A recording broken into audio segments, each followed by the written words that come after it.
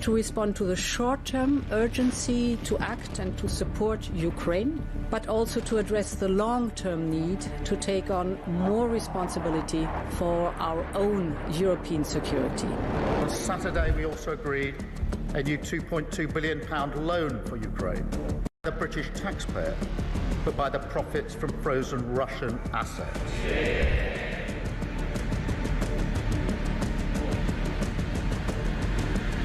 It is my pleasure to bring from His Majesty the King a letter. He sends his best wishes and his regards, of course, but he also asked me to bear this letter and bring it to you. So can I present the letter from the King to you? Thank you very much. Am I supposed to read it right now? Yeah, please do. I will do. I've got to tell him what your reaction is, so I need to know. I need to know. He is a great gentleman. A great, great gentleman. He said he thinks the war's going to go on for a long time, and he better not be right.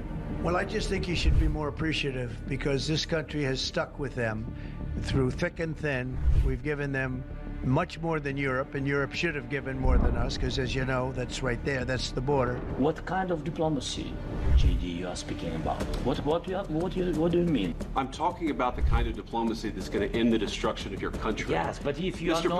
President, with respect, I think it's disrespectful for you to come into the Oval Office and try to litigate this in front of the American media. You're gambling with the lives of millions of people. You're gambling with World War III. You're gambling with World War III.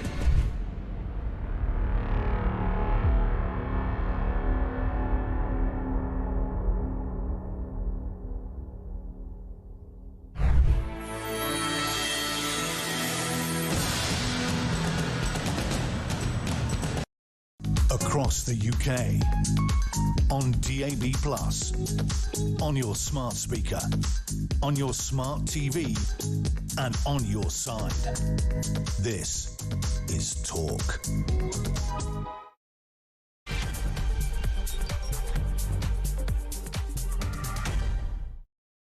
A very, very good morning to you. Happy Monday morning. This is Talk. We are the home of common sense, as you know, and whether you're listening on DAB Plus radio or on your smart speaker, watching on YouTube or on your connected device, it is absolutely fantastic to have your company. I'm Julia Hartley-Brewer, and I'm back on the airways. And wow, have we got a lot to talk about. If you're going to miss anything of the show, don't forget you can go to my YouTube page. It's called cunningly The Julia Hartley-Brewer Show. You can hit subscribe and you never have to miss a thing. But coming up in this hour, Downing Street.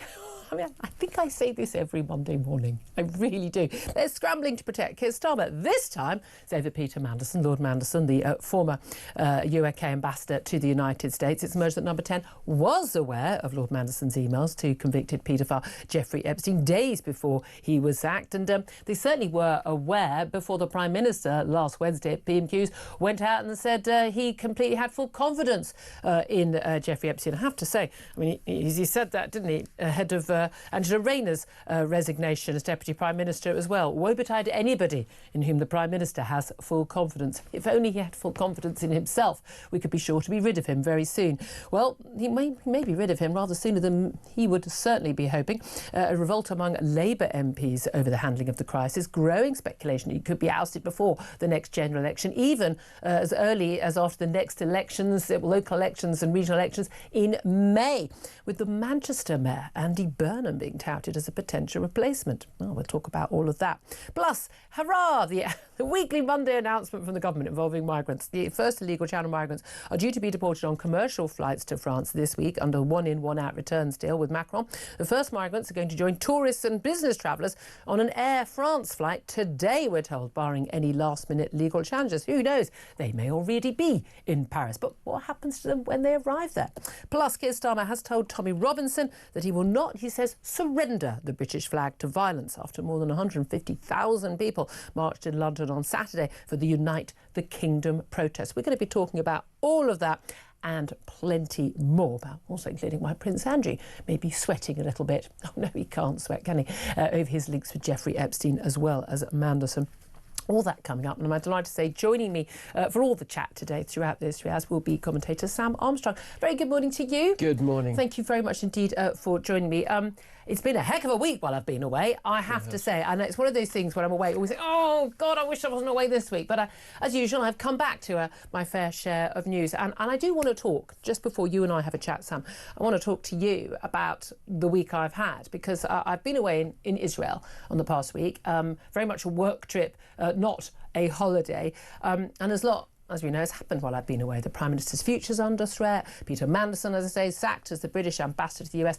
The murder of Charlie Kirk and Tommy Robinson's Unite the Kingdom protest in London. And when all this was happening, I was in Israel touring around the country, visiting some of the scenes of the October 7 massacre, the kibbutz, where so many died or were taken hostage, the Nova Festival site. I went to Hostage Square to meet with the families of hostages taken by Hamas, some safely returned, some who died in captivity, and some who are still there, being starved and tortured in those tunnels in Gaza.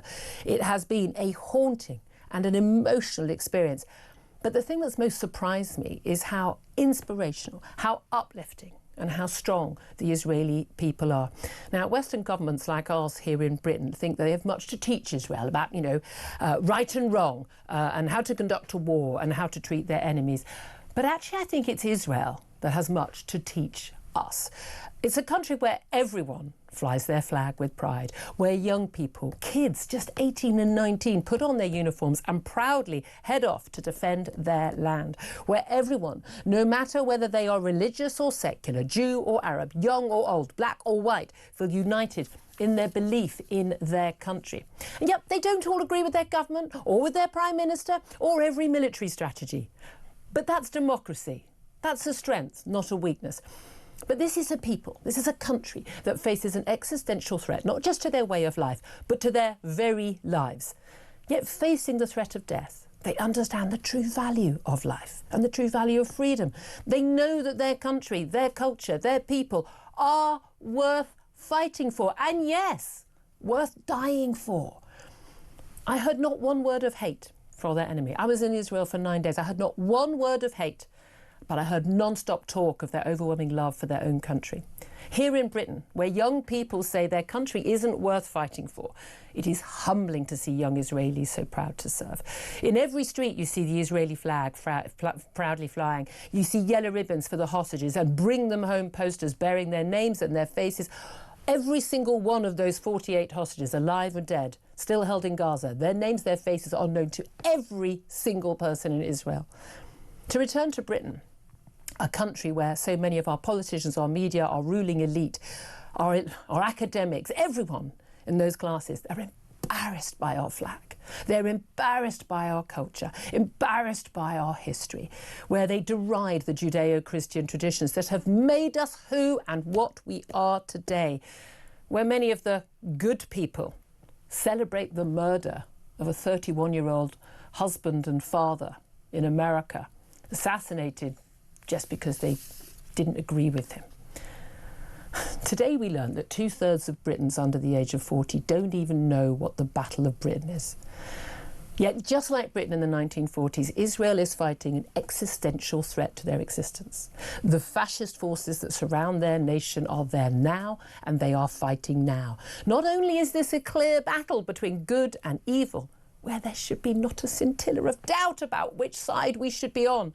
Not only is this the front line of the battle for Western civilization in the face of the threat of Islamofascism, but just like Britain during the Second World War, Israel is a beacon of light for the West. The pride, the sense of community, the sense of duty, of self-belief and of strength. We in Britain used to have all of those things, and we are losing those qualities. The truth is that as Western leaders like Keir Starmer, the United Nations and all the other international bodies want to lecture Israel, but actually the truth is we have much to learn from them. And time is fast running out for us to learn those lessons, for us to defend our nation, because what we have here in Britain is still worth fighting for. So that was the lesson I had from Israel. That was the lesson I had reading the news while I was away and commentating on it, and desperately wanted to be back on air to talk about it with you, and now I get the chance. So I do want to hear from you. on all the topics we're going to talk about today, particularly Keir Starmer facing that revolt by Labour MPs over what he knew and when about Lord Mandelson and his relationship with the convicted paedophile Jeffrey Epstein before he was sacked as our ambassador to the United States. What's your reaction? Should he'd never been appointed in the first place? Is this actually about Keir Starmer and his abject lack of political nous, his lack of morality in appointing a man who just thought it was absolutely okay to carry on being mates with someone who was already convicted of trafficking young girls for sex? I want to know your thoughts. Give us a call, 0344 499 1000. You can text the word talk in your message to 87222. You can follow us, get in touch with us on X at talkTV. And, of course, calls are charged at the national rate. Text cost £1, standard network rate message. Commentator Sam Armstrong, as I say, joining us in the studio for this entire show. What do you make of where we are right now? Today's Battle of Britain Day, and 85 years ago, the finest men of the greatest generation stood alone. And I mean alone. All of Europe had given in. America was still a long way from joining the war. 2,500 men went up into the sky every day in planes that were, in many ways, inferior to their German equivalents. But through their sheer tenacity, through the pluck, the spirit, the resolve, they defeated the Nazi invading machine and they changed the course of history. At that point, no one would have taken bets on the UK prevailing in that conflict. Nobody would have. But we did. And with it, we genuinely, and I mean this literally, we literally saved the world. Yeah. That's living memory. And I cannot fathom how we have fallen so far.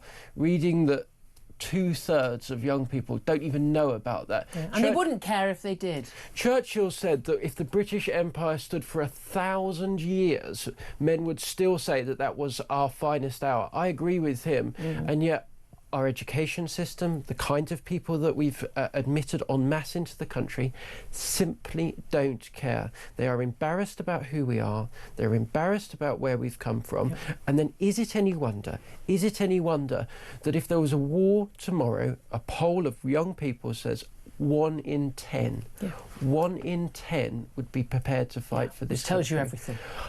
I am beyond fearful, beyond fearful. I went out over the weekend back into the English countryside and it's a relief to be out of London. It's a relief to be amongst normal, ordinary people doing the right things, working hard. I was at a livestock market. You can't get more English than a rare breed sheep market, which is what I was at. But then you come back into this morass that is London. You read of today's latest nonsense from the government about how they're going to do nothing, absolutely nothing for all intents and purposes to stop the literal invasion coming into this country, which is going on. And I just despair.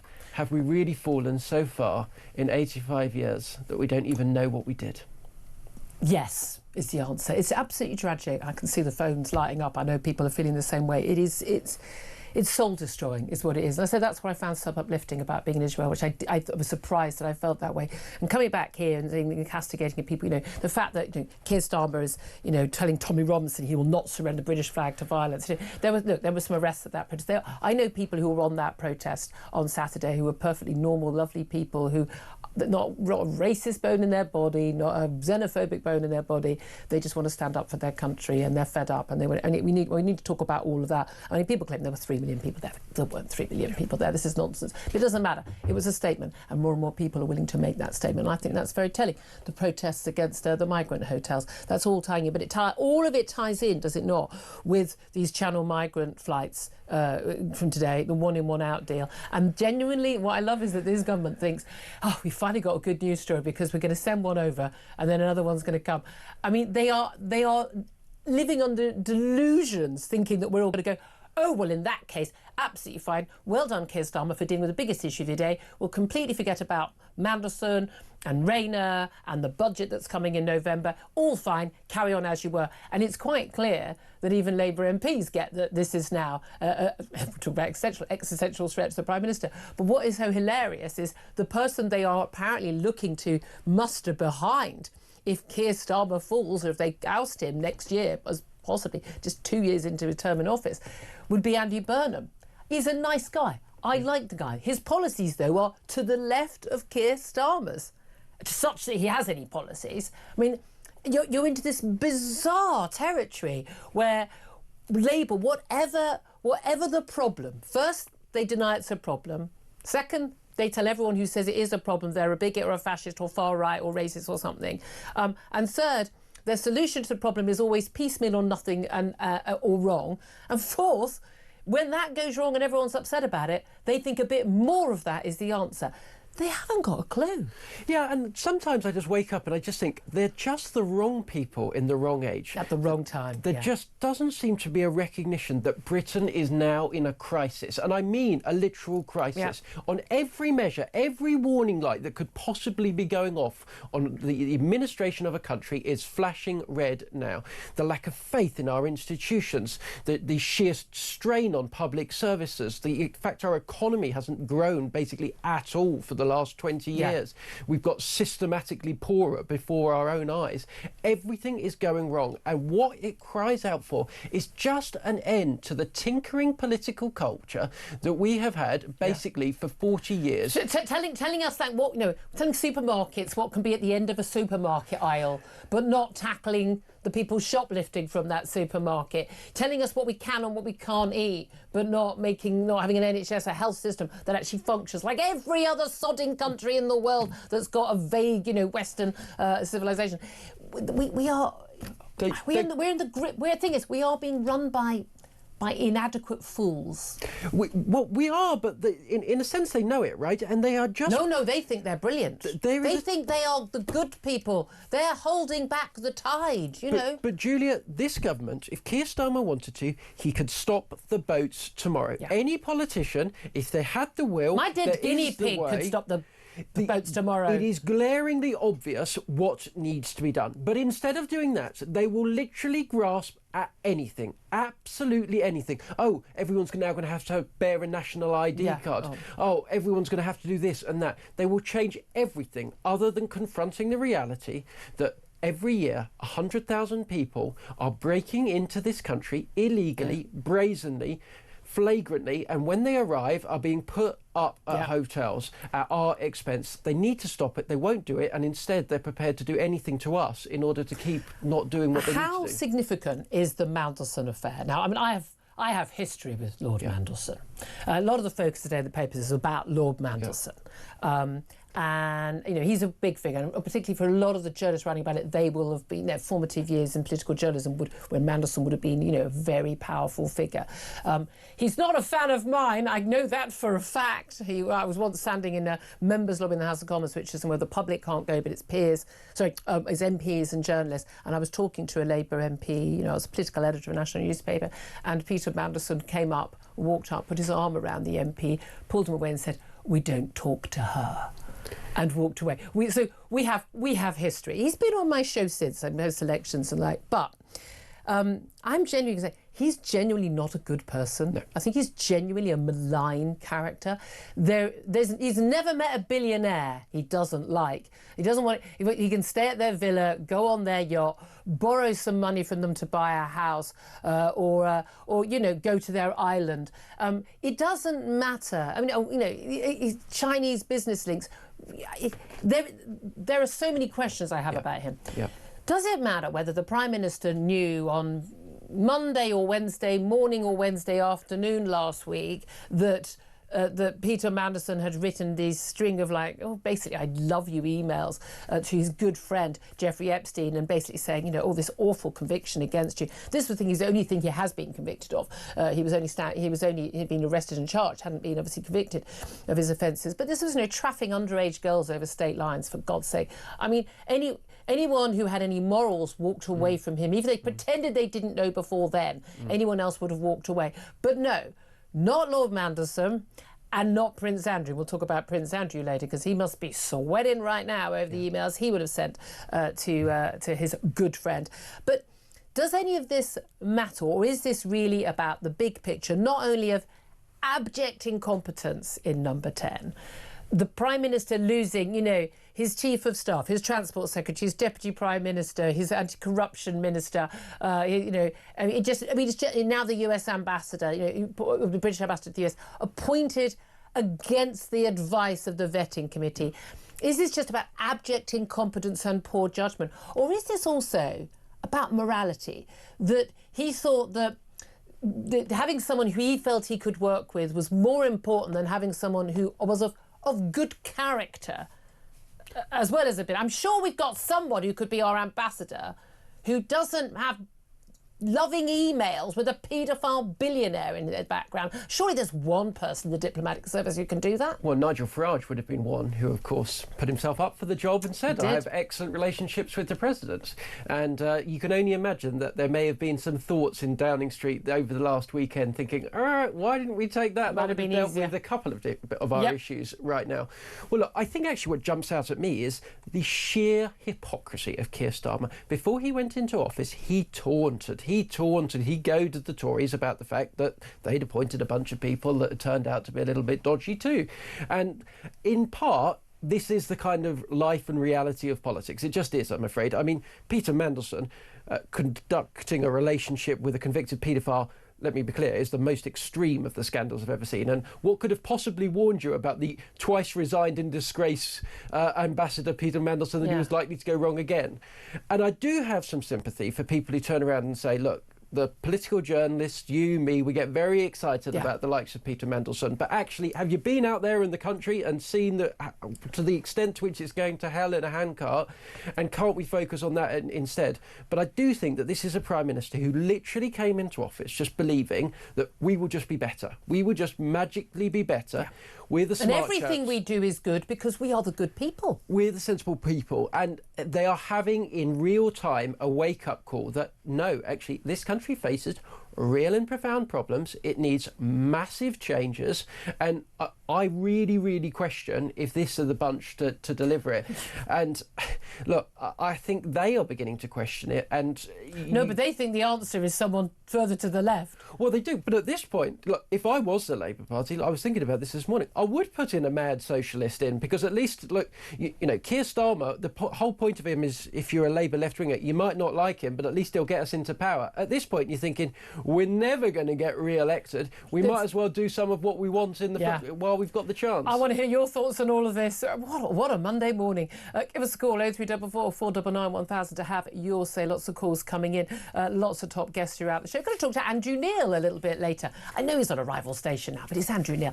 We're going to be talking to him coming up very soon as well. And Sir Iain, Duncan Smith up at 10:30. But get your calls on air up next, so get on the phone lines. This is Talk.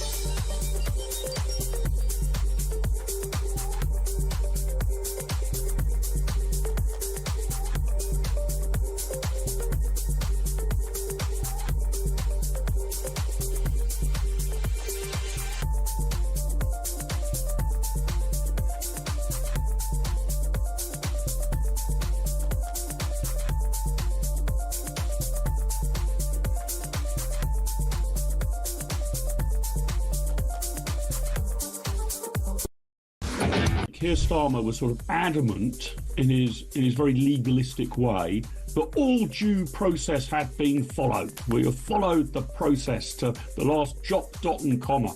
Every I was dotted and every T was crossed. He never much seems to care about what the outcomes are, as long as the process was followed. But it's now emerging, isn't it, that quite a lot of warnings were flagged up, unsurprisingly, about Peter Mandelson, and those were overridden by the Prime Minister and perhaps by the behest of Morgan McSweeney. It's just one thing. We're just lurching from one crisis to another.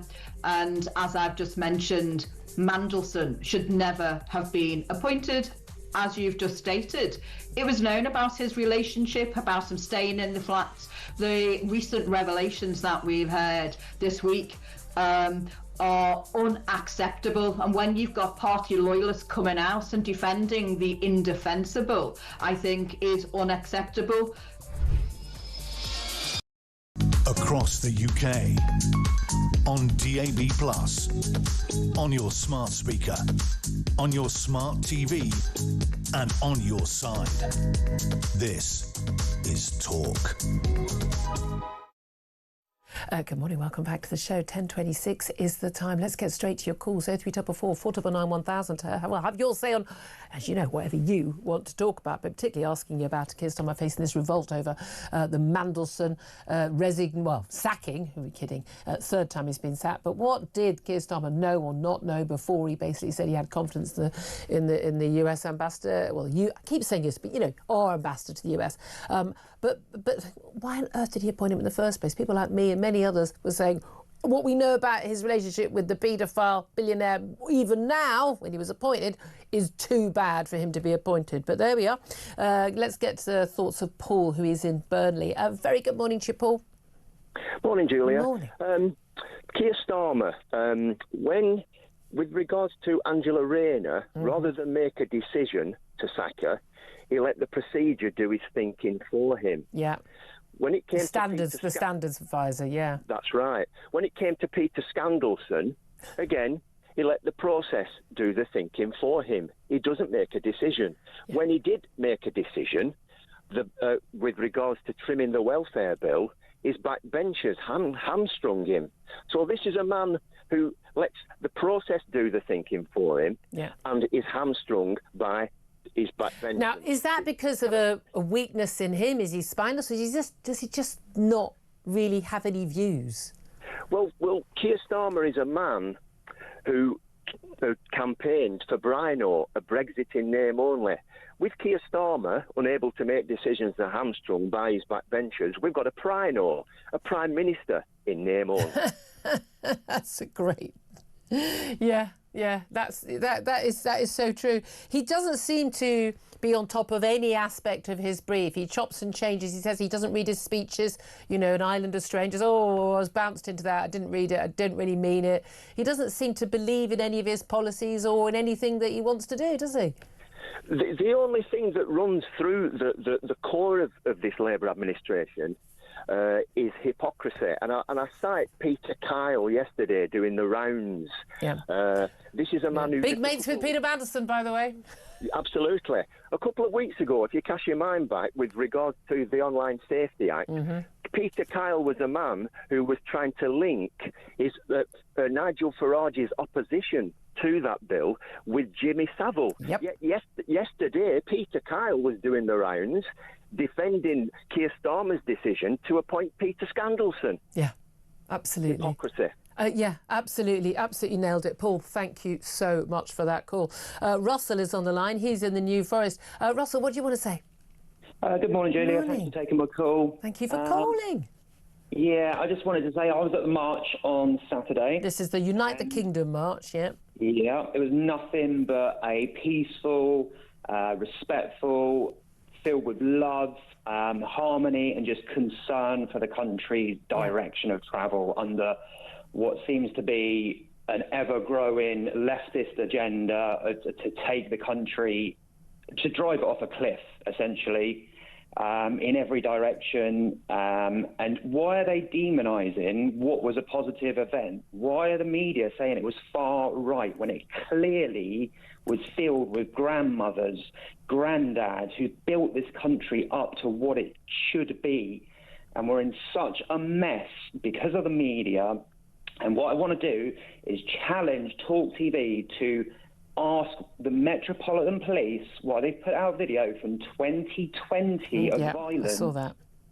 Saying it was on Saturday. When I was there, I didn't see one piece of trouble. There definitely were. There are independent journalists who were there where there was trouble, where a sort of breakaway group of marchers tried to sort of go out of their route to basically try and confront the, whatever they call themselves, they think they're the good people, protesters, I don't know, Unite Against Fascism, whatever they are this week, people. So they're definitely what they did. There were police officers injured. There were people who caused violence. That is the case. However, two things. Obviously, it's very clear that the vast majority of people on that march did not. It's also very clear that, when the police turn up to a march like that in riot gear and helmets and shields, but the fortnightly pro-Gaza marches, nothing to see here, we're just in our high-vis jackets. It's a very different kind of policing, it's a very different treatment of people, and certainly largely in the media a very different treatment, because you've got to bear in mind, they think I'm far right. I mean, everyone's far right. How much of a follower of Tommy Robinson are you? How much was it him leading this that what made you want to go on that march, or at all? Because I'm passionate about the direction of where our country's going. I went to a march in Bournemouth, and Tommy Robinson obviously wasn't there then. It's not because of him, but he is the figurehead, say, of the movement to try and stop the direction of travel, which is so extremely worrying of where we're going to end up. Why is it every institution in this country, it seems, whether it's education, the police, everybody seems to be demonising the very people that are propping this country up, paying taxes. Yeah. And I've paid taxes for the last 35 years, and I feel like a stranger and an alien in my own country. And I'm sick of it. Yeah, I think a lot. Sick to the back teeth of it. And told you're the bad person for thinking it. Russell, I really appreciate your call. You incredibly, brilliantly articulated a lot of the frustration people have. Thank you so much for that. Lots more calls coming in. Do keep them coming. 0344 499 1000. I'm going to take a quick break. I'm going to talk to Iain Duncan Smith about, all the stuff we've been talking about in just a couple of moments. This is Talk.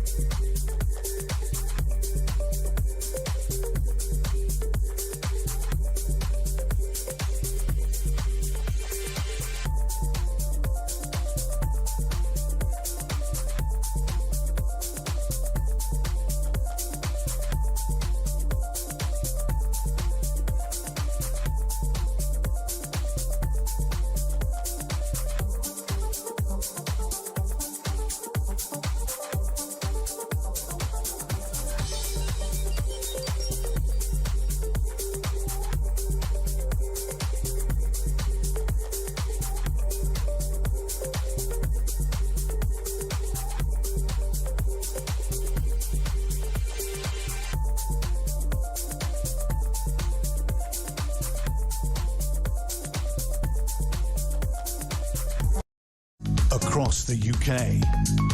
On DAB+, on your smart speaker, on your smart TV, and on your side. This is Talk. Good morning, welcome back to the show. 10:34 is the time. I'm Julia Hartley-Brewer. Let's go straight to my next guest. Delighted to be joined this morning by the former Conservative Party leader, still an MP, Sir Iain Duncan Smith. Very good morning to you, Sir Iain. Good morning. Thanks very much for joining us. Suppose, first of all, let's talk about Keir Starmer. His usual Monday morning predicament about the stuff that's happened last week. He does have a little bit of a problem trying to keep either chiefs of staff or cabinet ministers, deputy prime ministers, now indeed ambassadors to the United States, with Lord Mandelson being ousted. Although I understand, not resigning, not actually being told he was going to, and therefore still able to get a nice big juicy payoff after earning £200,000 a year in that job. So that's always good for us to know. But what do you make about the issue of what did the Prime Minister know and when before he actually was forced out? Julia, it's good to see you again back. Let me just say that the whole issue comes down not even really to Mandelson, because Mandelson, of course, obviously is the critical part of this, but it's really down to the judgment of the Prime Minister, Keir Starmer. And I've done a Freedom of Information request on the Cabinet Office, I did it last week, to ask what, first of all, was he told about Peter Mandelson before he originally appointed him, because I cannot think that the intelligence service and others wouldn't have mentioned to him that there was problems and serious baggage. And we knew a lot of it. A lot of it was in the public domain. His links exactly. with China alone, for me, yeah, not a chance. This man is absolutely. an inappropriate ambassador. So he clearly made a personal decision, and I think Morgan McSweeney was part of this too, because that's his chief of staff. Yeah, and I think together they decided, notwithstanding all of that, they wanted Mandelson because he was so critical to Blair and Blair's success in the early days, and I think they thought they could leech off the back of that, which is a disaster. Mandelson sacked twice from cabinet previously, a man who everybody knows has got had very weird connections when he was running the trade section in the European Union as a commissioner. All sorts of people, Dara Prasker and others, who have been sanctioned now and their assets seized. So he's got a track record, even if you didn't know the detail. Yeah. And I just can't believe that he wasn't told, because it was in the public domain, that he had stayed on with the whole sort of sense of friendship for him all the way through for the 2 years. His best friend, he was saying. Yeah, and again, you should find this. But this is the thing. This was after Jeffrey Epstein had been convicted of child sex trafficking. This is. He didn't get a speeding ticket. It was very clear. Prince Andrew as well. Certainly that's another person who's going to be sweating at the moment. Here's the interesting thing, though. Peter Mandelson is a very dangerous man if he's your enemy. We know this from when he was in government. He now is very angry at Keir Starmer. He feels he was wrongly ousted from this job, and he might be. It might be quite enjoyable to watch what happens in terms of the fallout. However, this also has an impact on our country. We've got Donald Trump, the most powerful man in the world, our greatest ally. He's visiting in 2 days' time. We haven't got a permanent US ambassador. We've got that impacts us as well, which is an issue. But here's the other thing: there is an element with Keir Starmer where he doesn't seem to have any confidence in his own ability, any confidence in the bright young thing, supposed Labour Party. Virtually every appointment seems to be going back to somebody from the Blair era. This is Tony Blair government Mark II, isn't it? Well, it's kind of a Blair government Mark II, but without any of the serious players. So the competence or the ideas. Yeah, exactly right. The one thing I'd say about Blair, I didn't agree with an awful lot of what he did and had real problems, etc. But the one thing you couldn't accuse them of was not hitting the ground running and knowing exactly what they were going to do when they got into government. I didn't agree with a lot of that, but, Brown and others, they had a plan and they went straight at it, and the Labour Party sort of backed them for certainly the first period. This is the exact opposite. No matter how much he seems to reach into the barrel marked Blair, he just pulls out bits and pieces that are nothing connected. He hasn't had a plan. They took months before they had any legislation in the House after they were elected. It was like Sleepy Zone here for a period, you know, no plans, no great pace. And then his one big thing that he does on welfare, which, by the way, is pretty small beer when you look at the overall bill, but he wanted to save $5 billion a year, and that was hacked to pieces by his backbenchers, who promptly turned it into a cost now of $500 million going into the Lords. So in a way, the authority has never really been there, I don't think. And I think it's what little there was is ebbing away. I mean, can't remember a time when Labour MPs were felt so released to be able to go out there and accuse the Prime Minister, and of course thereafter his Chief of Staff, Morgan McSweeney. It's one of their main targets at the moment. But all of those who are on the left of the party, and that's a pretty sizable chunk of people, are now in full cry against him and against his team. And I just wonder how long a Prime Minister can survive with this much. And yet, this is weird. He's only been in power a year and a couple of months. This is the bizarre thing. This would normally be the dying days rather than the opening days. What do you make of the calls? I mean, the Sunday papers are full of talk about the Mayor of Greater Manchester, Andy Burnham, as, you know, the great white hope up north. Not actually an MP currently, but there is a by-election in Manchester which he might well go for. Reform, it appears, seem to think that this could be their lucky day and this is an opportunity for them. But is Andy Burnham, if he can get back into the House of Commons, is he the answer for Labour? I mean, speaking as a former, Conservative leader, obviously. Well, I'd have to tell you I was a leader in opposition, which is even worse, because everybody thinks they know what you can do and should do, and they keep trying new leaders. But the main point about this is Andy Burnham, I know him very well, actually. I played football with him, and we've discussed lots of things politically. He's been burnishing his credentials and waiting for this moment to happen, and I think that he seriously is, I would think, a contender. But we have this problem in politics, certainly in British politics, where the main parties seem to spend their time hoping for the Messiah to turn up, ready-made, ready to go, and going to lead them to the promised land. And the truth is, politics isn't that simple, and it's very complex at the moment. The government is facing serious issues, not least of which is migration, out of control. It's been like that for some time. It caused real problems for the Conservatives at the last election. The big clash that he has got to decide to do, and this is something I think Labour will not stand for, but to deal with migration is taking away the pull factor. And the only way you do that, as I'm afraid now it's become very obvious, you have to deal with the misrepresented Convention of Human Rights and some of the other things like some of the UN stuff that comes through, rights of the child, etc. Because unless you can do that, they will keep coming. And this one out, one in nonsense that he's got now today, and they're celebrating it. Well, if you bring in an extra person who is now a legal entrant, they can bring their family. Yep. So it becomes one in at about 15 in and one out. And that actually doesn't help at all, because overall migration is a problem, not just illegal migration. So, these big problems, got an economy which is tanking now, thanks to some of the worst decisions that a chancellor coming in can do to an economy that was difficult, has now turned it into a complete mess. He now has his own private chancellor and his Treasury team in Downing Street. So little does he trust the Chancellor that he doesn't even bother any longer to take any of her advice. So we've got different power groups, and this is a year after he got elected. As you said, this is the sort of thing that happened to Tony Blair and to Gordon Brown, when they were about 6 or 7 years into their government, but not a year in. And that's why, so they weren't elected by a massive number of people. Only 33% of the poll elected them, which is the lowest ever for a government. They've got a huge majority because of the divisions on the right between Conservatives and between Reform. All of that has delivered possibly the most incompetent, worst government that I can ever remember. And I have to say, that includes Labour governments that I have seen. This one really holds the record, I think. And also Conservative governments. I mean, you guys were in power for a long time. Yeah, we are where we are. I mean, what do you make of things like the march on Saturday? Tommy Robinson organised this march, Unite the Kingdom March. We just had a caller on, Russell. He says he was at the march. You know, he's attended other marches, nothing to do with Tommy Robinson. He said it was peaceful. It was about community. It was about concern for the country. This wasn't, you know, a march of hate. And he, you know, he says he didn't see any violence. Now we know there was some violence. We know there was some arrests and some police officers were injured. And there, you know, large groups of people. And it's often ends up what's happening. But do you think that we should take heed that? I mean, some people are saying it's millions, but realistically, 150,000 people would march to the streets, even on the streets like that, and then have the Prime Minister say things like, you know, he will not surrender the British flag to violence. Well, what do you make of all of that?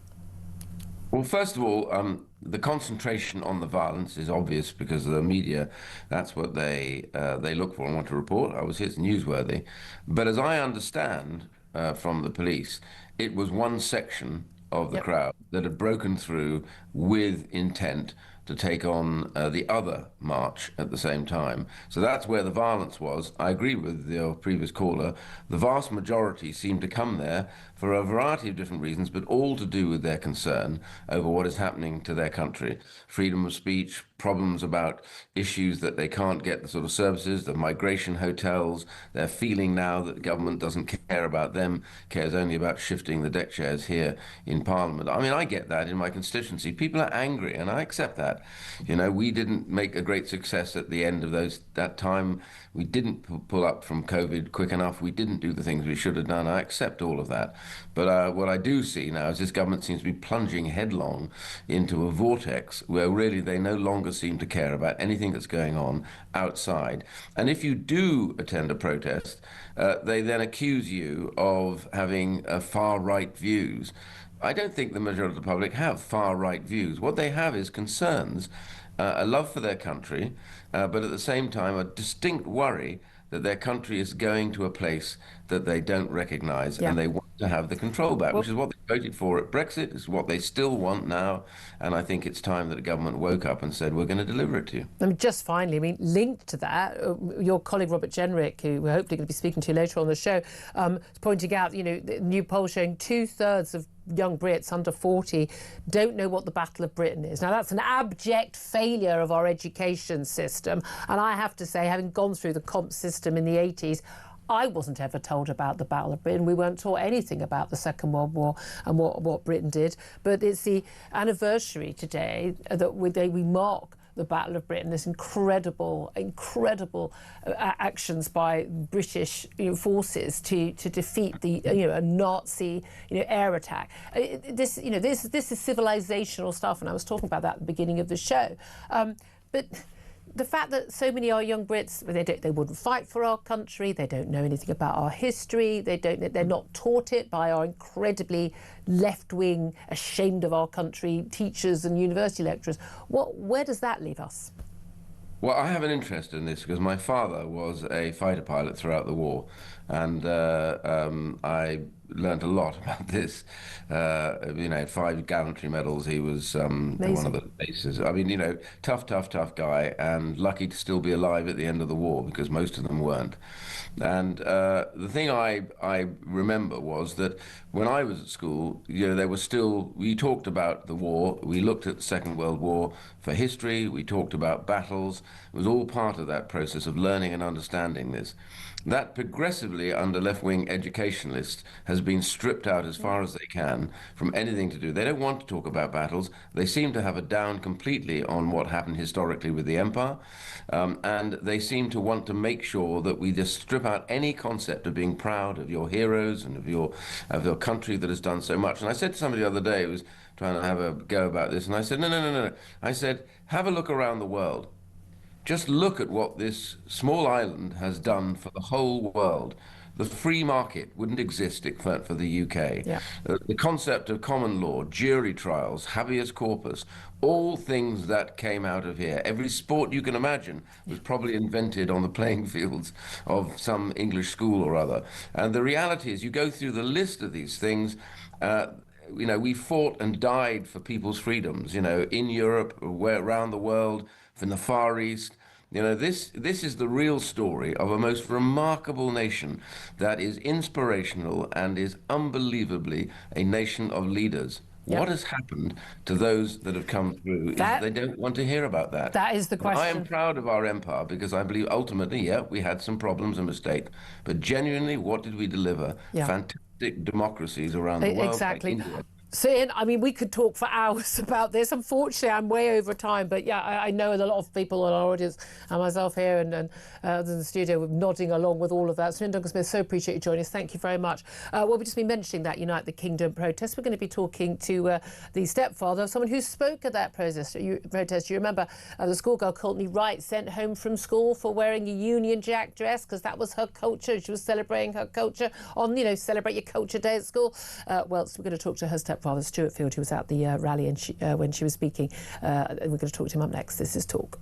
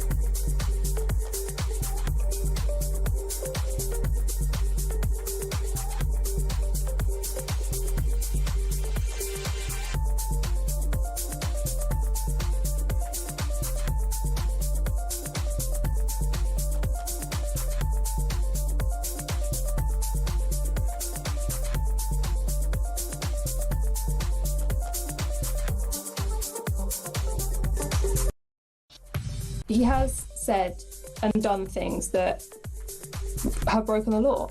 And I do believe in forgiveness and repentance. He's done his time. That means that he gets at least legally a clean slate. And I think that means that particularly where he's demonstrated contrition, and he's admitted to all his many faults. It doesn't mean that we can simply throw the baby out with the bathwater with this guy, because he's always acting from a place of emotional integrity.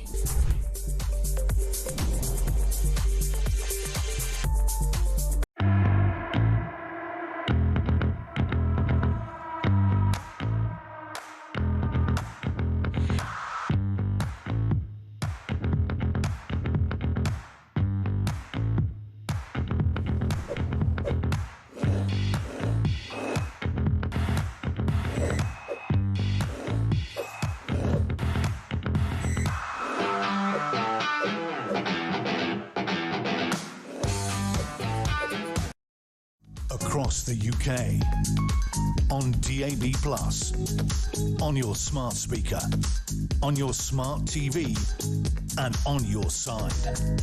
This is Talk.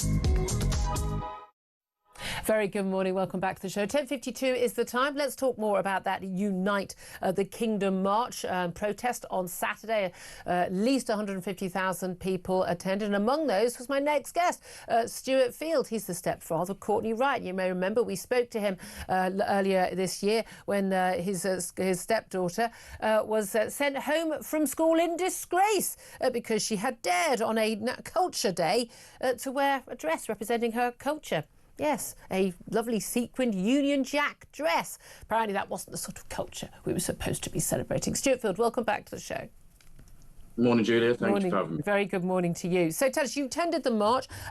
Did you go to the march because it was organised by Tommy Robinson, in spite of it being organised by Tommy Robinson? Did that have anything to do with your decision to go? Ultimately, it was Courtney's decision to go. We gave her the option as well, whether if it was something that she wanted to do, and she was absolutely over the moon. She was invited to speak, yeah.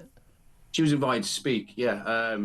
I mean, she having her voice taken away from her originally, it went quite big, and you know the story went around the world. So, yeah. And there was quite a big movement at that point, you know, raising the flags for Courtney and the anti-Britishness that people were seeing at that point. Obviously, not anymore after Saturday. But yeah, she wanted to speak, and we've always sort of advocated for her to be able to express herself in whatever way she wants. Yeah, and again, you know, it was a peaceful rally. Lots of people were saying, oh, well, you know, because it's Tommy Robinson, and they don't, you know, it's going to be far right. It's reported in many papers about the violence, and the media very much, as is always the case with anyone, focusing on violence. Well, apart from if it's Black Lives Matter, when, of course, it's largely peaceful, even as, you know, people are setting fire to things behind them. But there were some arrests. Keir Starmer, the Prime Minister, has spoken since, said to Tommy Robinson, he said, we will not surrender the British flag to violence. What did you make of that response? It's outrageous. Keir Starmer needs to understand that that flag has belonged to this country and the people of this country for many, many years before Keir Starmer came into this government. It's absurd that Keir Starmer somehow believes, in my opinion, that that flag now belongs to him and the institution, and he has the right to take that away from the people. It's disgusting. You know, the guy, to me, he's like a robot. The guy just talks like a machine. Yeah. He's this little echo chamber of things. He doesn't even read his own speech. Yeah. The Island of Strangers speech, which I didn't read it in advance. What do you make of it? I was talking a bit earlier on the show. I've just come back from being in Israel, a country where people fly their flag with such pride, and children, you know, younger than mine and just slightly older than your stepdaughter are putting on a uniform and picking up a weapon to fight for their country. What do you make of this, our country being somewhere where the elites, because I don't think ordinary people feel this way. I don't think like your average Joe, you know, thinks this way. They're embarrassed by certainly the England flag, but also by the Union Jack. There's this whole sort of champagne socialist postgraduate movement going on, and it's been going on for a long time. Clearly, Saturday proved that, you know, the blue-collar, working-class, everyday people, the backbone and the spine of the country got together, and they haven't had a voice for so long, and I don't think they've realised that they needed to speak until Labour came in and this government started changing things drastically. Now they realise they need to speak, and people got together and they spoke. Yeah. But it was said for a long time, you know, this is a fringe movement. There will only be 10,000 people, possibly 40,000 people. But let me tell everybody, that was an insane amount of people. There was at least 1.5 million people. Now, again, there's always a difference on numbers, and we'll often have, you know, the need to talk down a right-wing, in their view, march and talk up a left-wing march. And indeed, 10 people gather outside Parliament for a cause they agree with, like pro-Hamas, and they'll definitely publicise it. It's very unlikely there were as many as 1.5 million. Some people are claiming 3 million. The population of London's 10 million, for goodness sake. But it was certainly a huge protest. There were certainly way more people than people had expected, certainly than the police were and the authorities were expecting. But what was your overwhelming, I suppose, experience of that, Mark? What were people talking about? When you spoke to people, what did they say they were there for? I started off in the morning. Obviously, we went to the staging area. There was bagpipes playing. It was very celebratory. People were in really good spirits. I never saw any trouble whatsoever. It was one of the most unifying, wholesome experiences. We went through the march. I was carrying my 3-year-old. I turn around to my left, and there's a father, and we both sort of give each other a smile because we were both carrying a child that he was half asleep. Yeah. And we'd carried these kids for miles, and there was push chairs with mothers. It was probably the most diverse. You know, there was black, there was white, there was Asian. There were people from all cultures, and they were all together. I've heard people say earlier, you know, it was everyone was excuse me, sorry. It was probably one of the most British things. I'm sorry. Well, also, my guess is, and I've covered a lot of marches and been on some marches, this wasn't the usual marching crowd. You know, the socialist worker lot who turn up to everything. You've not done it before, so you don't know. Like, oh, how do I do this? It was a festival environment. That's interesting. Celebrating. It wasn't a demonstration. It wasn't a rally.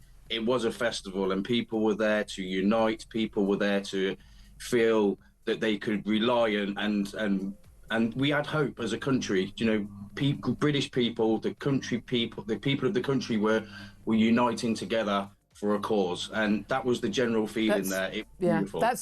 You say that's beautiful, and people should feel that, and it should never be a source of shame or embarrassment or a threat for people to march in our capital city holding our flag. Stuart Field, stepfather of Courtney Wright, really appreciate you joining us for that. I'm going to get Sam Armstrong's thoughts on that. He's been unusually quiet the last few minutes. We'll get your calls as well. 0344 499 1000. This is Talk.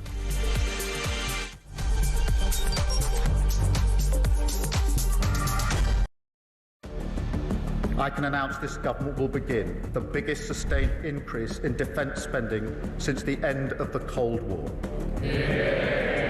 We will deliver our commitment to spend 2.5% of GDP on defence, but we will bring it forward so we reach that level in 2027. The answer from European capitals has been as resounding as it is clear. We are in an era of rearmament to respond to the short-term urgency to act and to support Ukraine, but also to address the long-term need to take on more responsibility for our own European security.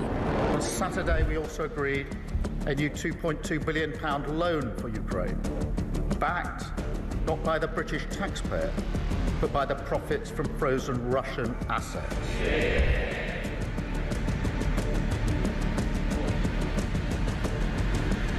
It is my pleasure to bring from His Majesty the King a letter. He sends his best wishes and his regards, of course, but he also asked me to bear this letter and bring it to you.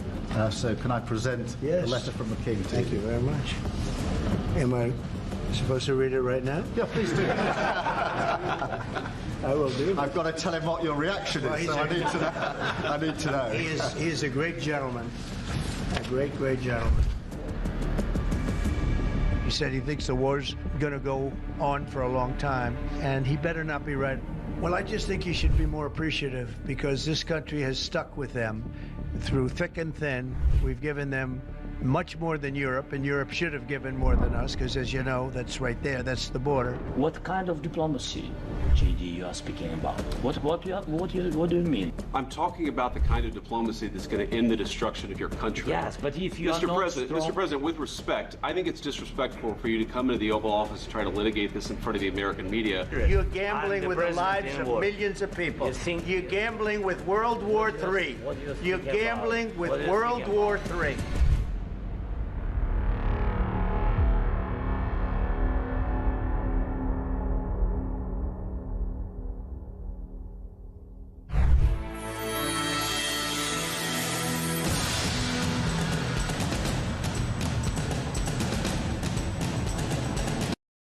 Across the UK, on DAB+, on your smart speaker, on your smart TV, and on your side. This is Talk.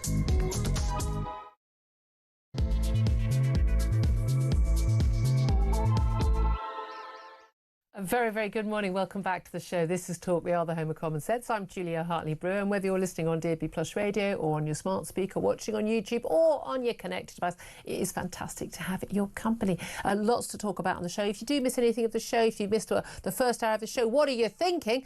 But you can go to my YouTube page, the Julia Hartley-Brewer Show, and you can hit subscribe, and you never have to miss a thing. Now, coming up in this hour, Downing Street is scrambling, like every Monday, to protect the Prime Minister as it's emerged that Number 10 was aware of Lord Mandelson's emails to convicted paedophile Jeffrey Epstein days before he was sacked as the UK's ambassador to the US, and certainly before the Prime Minister gave him his full confidence at PMQs last Wednesday. This comes amid a revolt by Labour MPs, behind the scenes and now publicly as well, over the PM's handling of the crisis. Yet another crisis within just a year and a couple of months of coming to power. Growing speculation that Keir Starmer could be ousted before the next general election, with the Mayor of Manchester, Andy Burnham, being touted as a potential replacement. But is he the answer? Plus, yippee! The first illegal Channel migrants are due to be deported on commercial flights to France this week under the one-in, one-out returns deal. The first migrants will join tourists and business travellers on an Air France flight today. Indeed, they may already be on that flight, barring any last-minute legal challenges. And hilariously, the government thinks that this is going to take that topic off the news agenda. How wrong they are.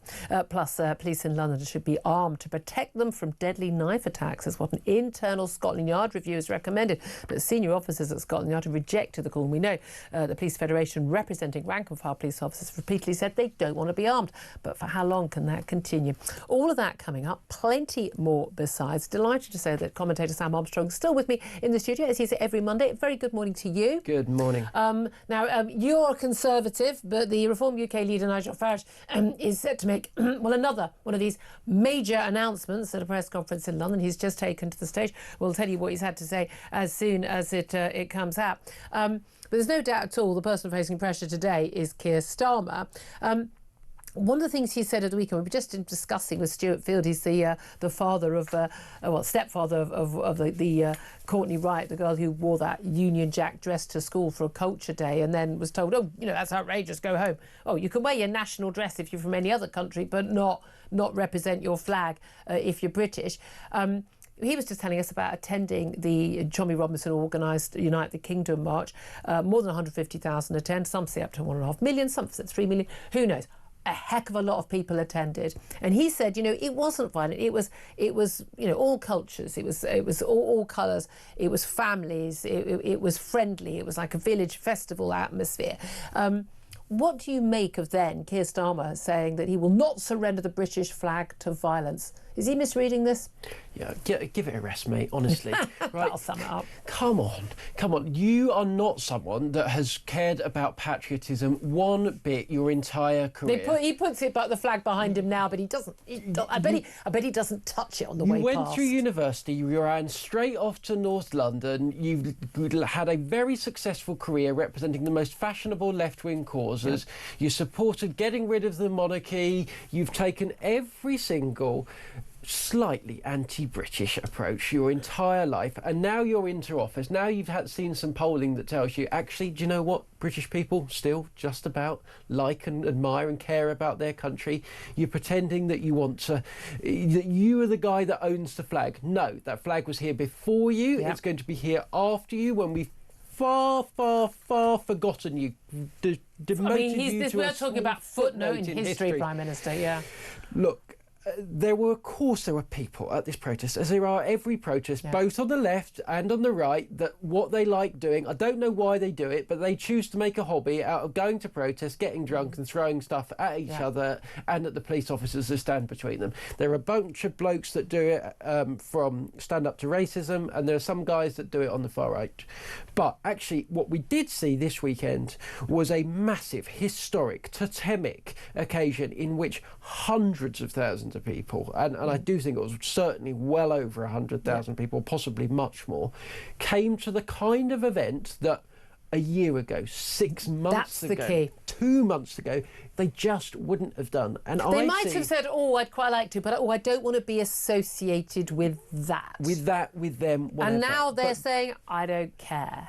I'm going to, because I do care. I'm going to make my voice Everything I heard." can see shows a kind of strange national awakening that has taken place this summer, in which the British public, and I mean people who haven't thought about politics one bit their entire life, would rather be talking about anything other than that. They have been woken up. They have recognised what has been going on to our country, and they are saying increasingly, ever more fervently, enough is enough is enough. Okay. Now, I think we're all going to agree here, audience, you and me, Keir Starmer ain't part of the solution. Is Tommy Robinson? I think Tommy Robinson is a symptom rather than part of the problem, part of the way that we solve this. Tommy Robinson, look, you can listen to me, you can listen to whoever. If you agree with what he says, and I agree with a chunk of what he says, so do I. He is never going to be acceptable to a significant proportion of the British public who we need in order to affect some of the policies that many of our listeners care about. That's why Nigel Farage keeps him as far away as he possibly can, because Nigel Farage has came to that same recognition. What you need to win elections is 40% of the British public. If you can get 40% of the public together to go out, to turn up, to vote in the right places, you win. That is the political reality. And Tommy Robinson, you might think regrettably, you might think deservedly, is popular to 10% of the public, maybe is up to 15 or 20%. But he's toxic for everyone else. He's toxic for everyone else, and that way a majority. He keeps having a go at me on social media. I don't respond because I've said, I've decried him and said I believe he's racist. I think some of the things he's said in the past when he's been caught on tape betray that. I do think they do. But I've always said, and I continue to say, that a lot of the things he says are right, and a lot of the things that he has said, he has been saying stuff which other people were not saying that was true, and he was derided for it, and he was, and he has identified a lot of the issues. And has he been derided? And I've never derided him for that. And look, Tommy has serious character problems. Let's be clear about this. Tommy is, at the end of the day, a convicted fraudster. He is someone that has criminally lied. He's admitted that. He's spent time in prison for stuff that's got absolutely nothing to do with his activism. And I think the fact that Tommy Robinson, a man with all of the problems he's got, that a man with all of the issues that presentation you might see that he has, the fact that he's become such a prominent figure is a reflection of the fact that the British white working classes have not found a valid mouthpiece for their views. A lot of them are turning to Reform right now. Now, Reform UK leader Nigel Farage has just been announcing in a press conference in London that Conservative MP Danny Krueger has defected to Reform UK. I believe in this Parliament that is the first sitting MP to defect to Reform UK. Danny Krueger has he's been a very interesting campaigner on a lot of issues, on a lot of sort of tradition and family issues, on quite a lot of moral issues.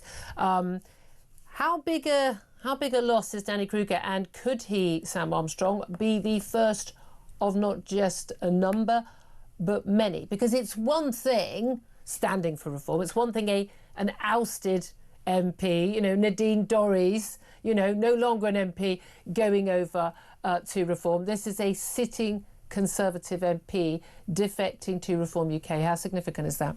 Well, I'm beyond shocked. I've worked for Danny for a very long time, actually. I know him very well. He's a close friend, and I didn't know that he was doing this. I guessed that from your face when I saw you watching the screen. He was, of course, he was the leader of the New Conservative grouping with which I worked on him that tried to turn the last government onto the path of light rather than where it was going. He was Robert Jenrick's. So he was calling for a lot of this stuff, that the policies that Reform are now espousing. He was calling for these not just publicly but privately too, behind the scenes. Yeah, he was Robert Jenrick's campaign manager last year. Worked with him on that campaign.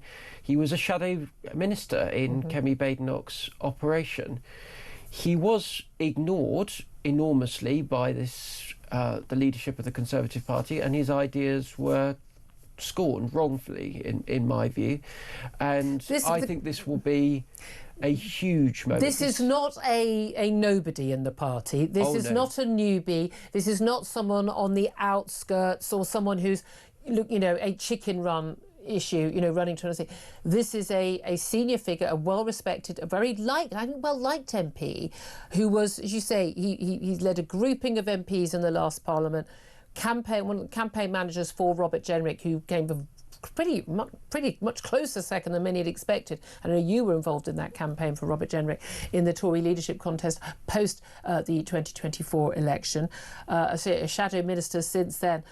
We understand his role is going to be to head up reforms process to prepare for government. Danny Krueger has just said, I've been variously a member, an activist, an employee of the Conservative Party for over 20 years, and I have many friends in the party, many good and decent people, which is why it's so personally painful for me to be doing what I am doing today.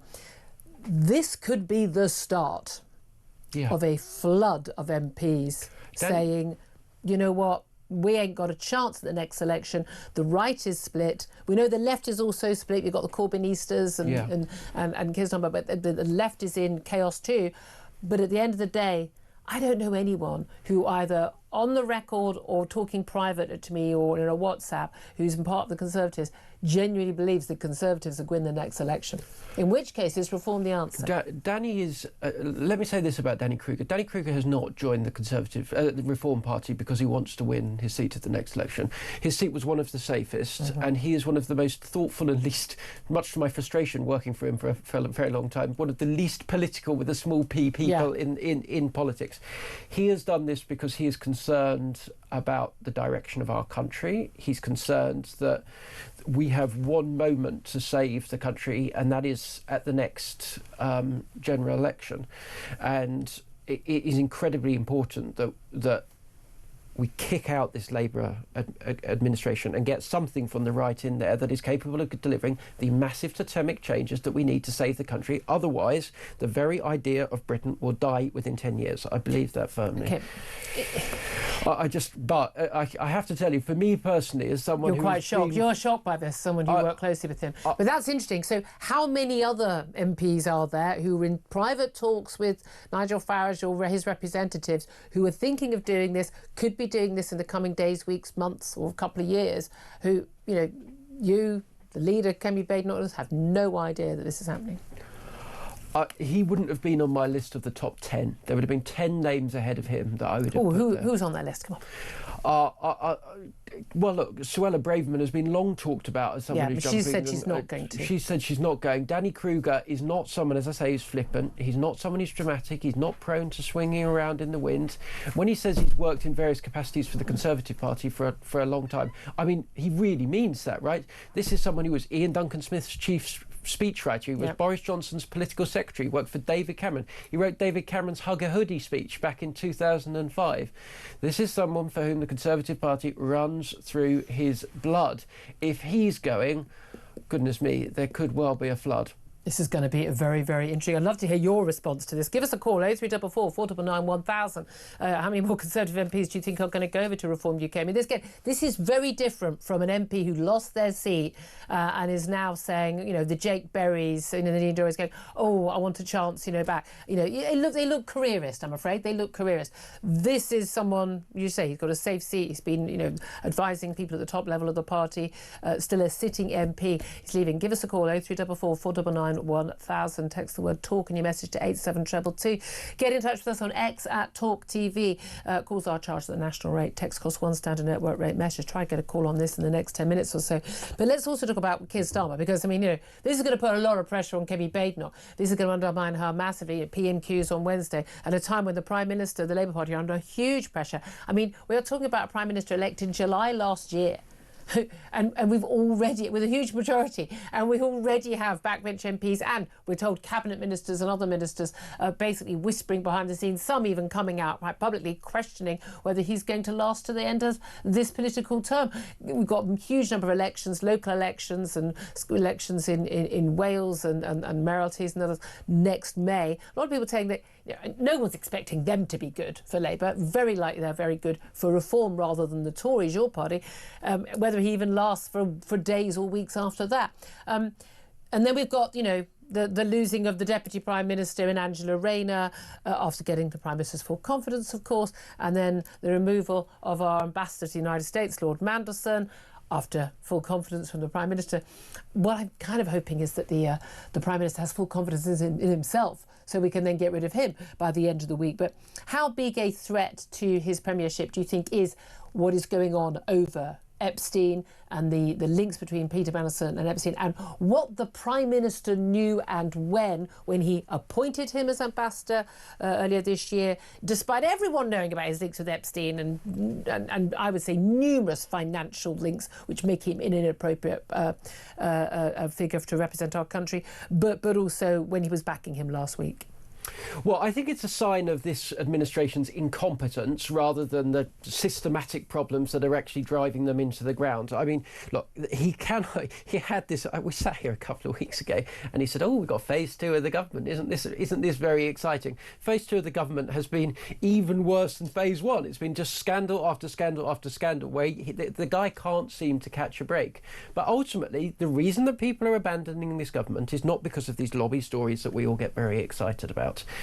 As political journalists, actually what it's about is the fact that this administration, this Prime Minister, does not have the solutions for the problems that this country faces. And the public would go for anyone. Frankly, the public would be prepared to vote for Nigel Farage, a man who's had his own little scandals and hiccups, and goodness knows that Reform MPs are going to, I think we can all say, are likely to have quite a few of them to come. I mean, the lot we've had in have certainly had them.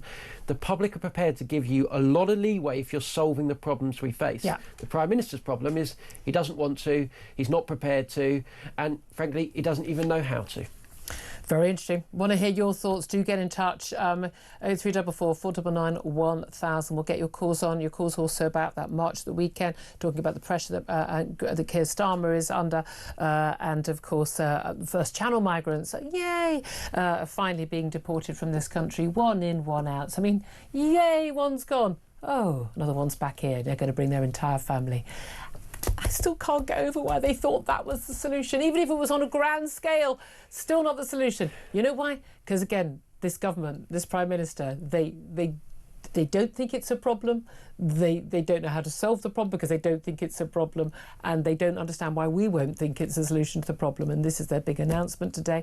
I hate to tell Keir Starmer, but that ain't going to be what people are talking about in the pub tonight. 11:20 is the time. We're going to take your calls up next. Also, don't forget, in the next hour or so, we're going to be talking to Andrew Neil. We're also going to be talking a little bit more details about whether frontline police officers in this country should finally be, well, all routinely armed. That's coming up. This is Talk.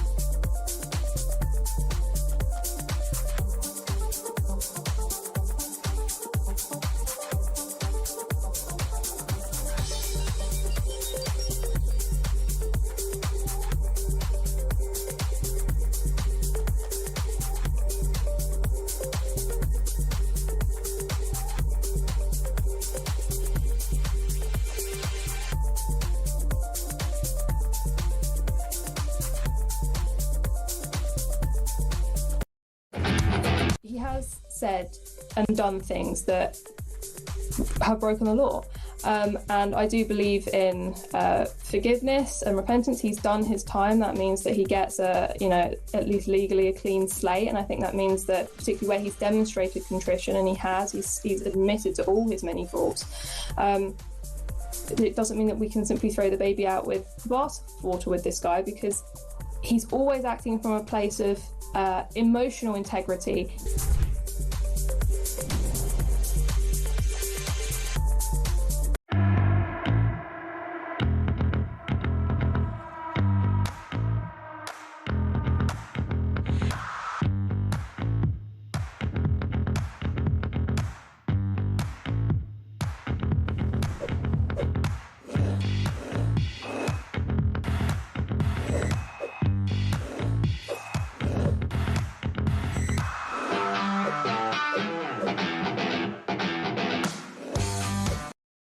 Across the UK, on DAB+, on your smart speaker, on your smart TV, and on your side. This is Talk. Good morning. Welcome back to the show. 11:23 is the time. I'm Julia Hartley-Brewer, and this is Talk. And major breaking news this morning. No, not the one-in, one-out Channel Migrant deal. No, not Starmer's pressure over his knowledge about Peter Mandelson and Jeffrey Epstein before he appointed Mandelson as US ambassador. But the major announcement from the Reform Party by Nigel Farage this morning at a press conference in London of a defection of a sitting Conservative MP. This is the crucial thing. Not an ex-MP, not someone who hasn't really got a job right now, and frankly would quite like one that pays quite well in a few years' time. We're talking about a sitting Conservative MP, Danny Krueger, someone who has a safe seat, someone who has been a senior figure in the party, leader of the new Conservative grouping of MPs, former campaign manager for Robert Jenrick, the current Shadow Justice Secretary, when he was running for the leadership after the last general election, and a shadow minister, a man to say with a safe seat, not doing a chicken run, not trying to get another seat. We're talking about the first Conservative sitting MP to defect to Reform. Will he be the first of many? And how soon will that trickle become a flood? What does this tell us about what is happening on the right of this country, as opposed to, as we can see, the abject chaos on the left of this country? Well, love to hear your thoughts. Give us a call. 0344 499 1000 is the number to get in touch. Tarquin is in London, and he wants to have his say about Danny Krueger's defection. Very good morning to you. Good morning, Julia. And more important things first. How was your holiday? It wasn't a holiday, mate. I was in Israel visiting kibbutz and festival. Listen, this is why we got our YouTube page, okay? Because I've just put out on social. We've just put out the tweet with my monologue at the beginning of the show, telling you what I was doing, what I learned from Israel. But I can absolutely assure you, the people I met and what I was doing over the last week, very much not a holiday. But anyway, no, I didn't realise. I'm back. Well, there you are. You know, I don't always publicise everything I do, but there we are. No. I did tweet about it. But listen, what do you make of the news that Danny Krueger has defected? I'm trying to keep cool on this, Julia, because that's very serious now in this country. I'm sure Danny Krueger is a very nice guy. I don't know much of. I've heard his name, but that's all. Yeah, he's not a household name to most people, but he's a serious figure in Westminster. No, and do you know what? I think we need to remove personalities at this stage. Well, I'll try and do that for let me see if I can make this work or not. It doesn't matter about Danny Krueger, what his name is. It doesn't matter. The fact is, he is a Tory. He is a Conservative, and I think that the reform wave and the Advance UK stroke Tommy Robinson, Ben Habib, what we saw in London, a million.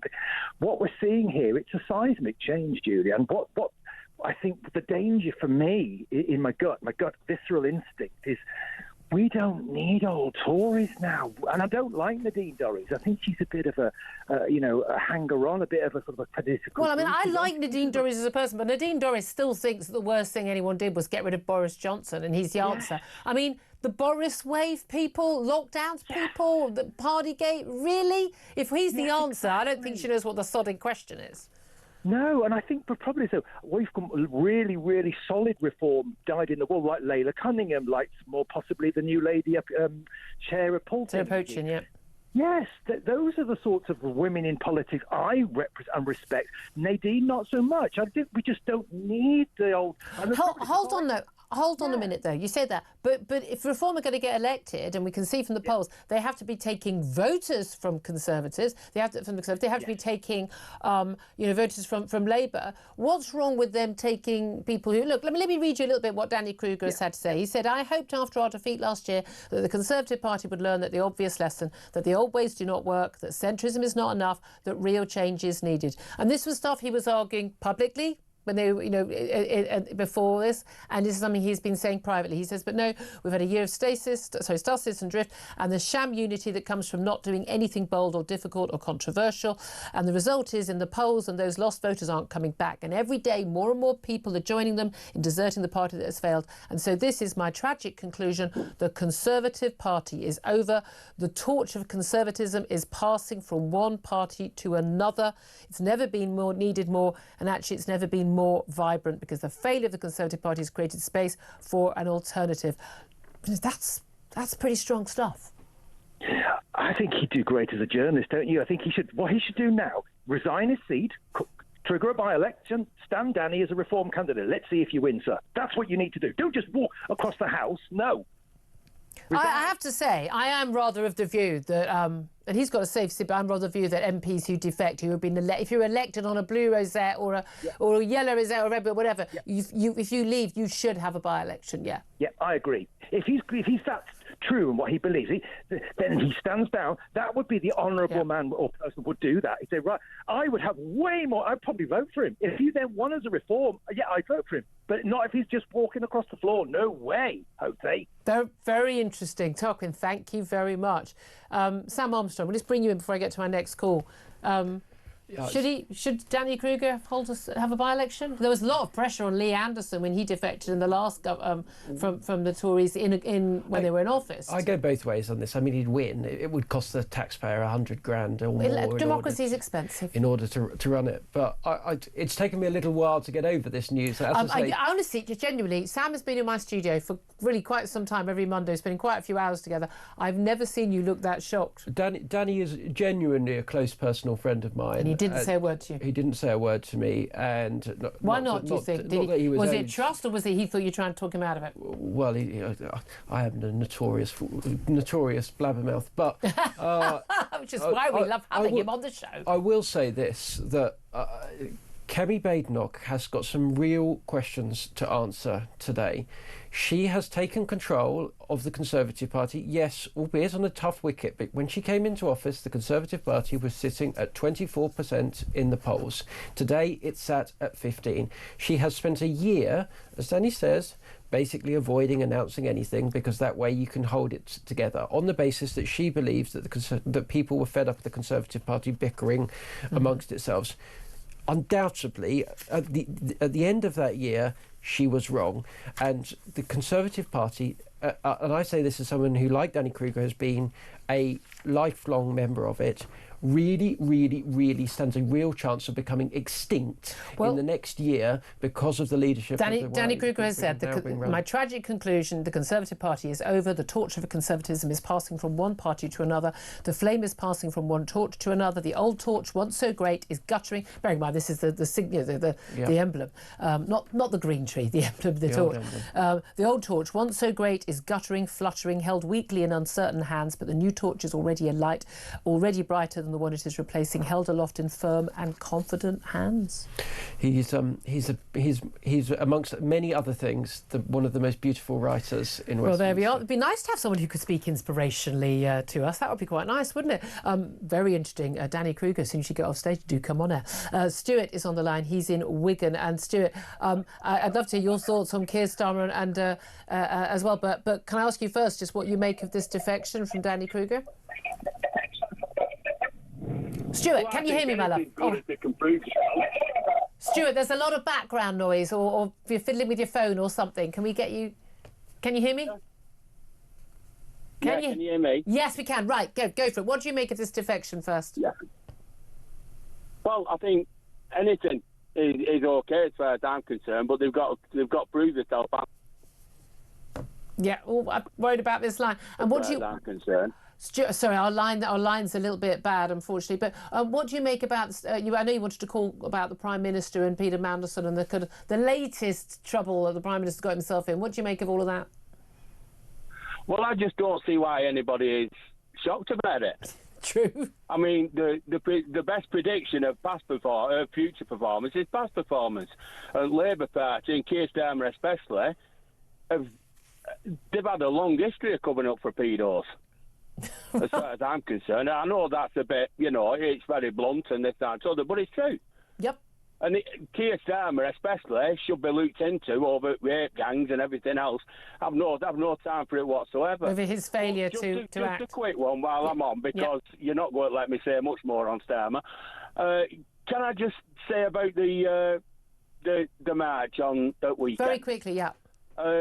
Because the only thing is, you keep going on about whether it's a Tommy Robinson march. Tommy Robinson organised it, and to be honest, you go on about like reform, distancing him and this and the other. I've never heard Tommy Robinson say he wanted to be part of reform. Yeah, he did. Yeah. They had to. Yeah, they basically had to refuse to let him. I've never heard that, so I'm quite willing to be proved wrong. But I mean, at the end of the day, as far as I'm concerned, because I know you don't like him, but I've listened to him for a long, long time. Yeah. And I know, I only know what I hear from you. And to be honest, sometimes it does me boxing, because I've listened to him for years and years as well. And I've never heard him say anything racist whatsoever. He says a lot of things that a lot of people will find unpalatable. Yeah. But I think you seriously underestimate the support he's got in this. I don't underestimate it at all. As far as I'm concerned, I'll go one step further than me. The bloke should be knighted. Very interesting. Very interesting. If you're knighting scumbags like Sadiq Khan. I don't hold a torch for Sadiq Khan and his policies, but he's not a scumbag. We can do better than that. Anyway, you've made your point. I'm going to have to go because I'm already way over time. I always am, Stuart, and we really appreciate that call. Thank you. You're always welcome to call in and give me what's for. I don't mind. 11:34. It's a free for all here. 11:34 is the time. Up next, going to talk to the Sun's Thomas Godfrey about this first, one in, one out of the first Channel migrants apparently to be returned, or may have already gone back to France today. But does that really make any difference to the illegal migration problem? Love to hear your thoughts on that as well. This is Talk, the home of common sense.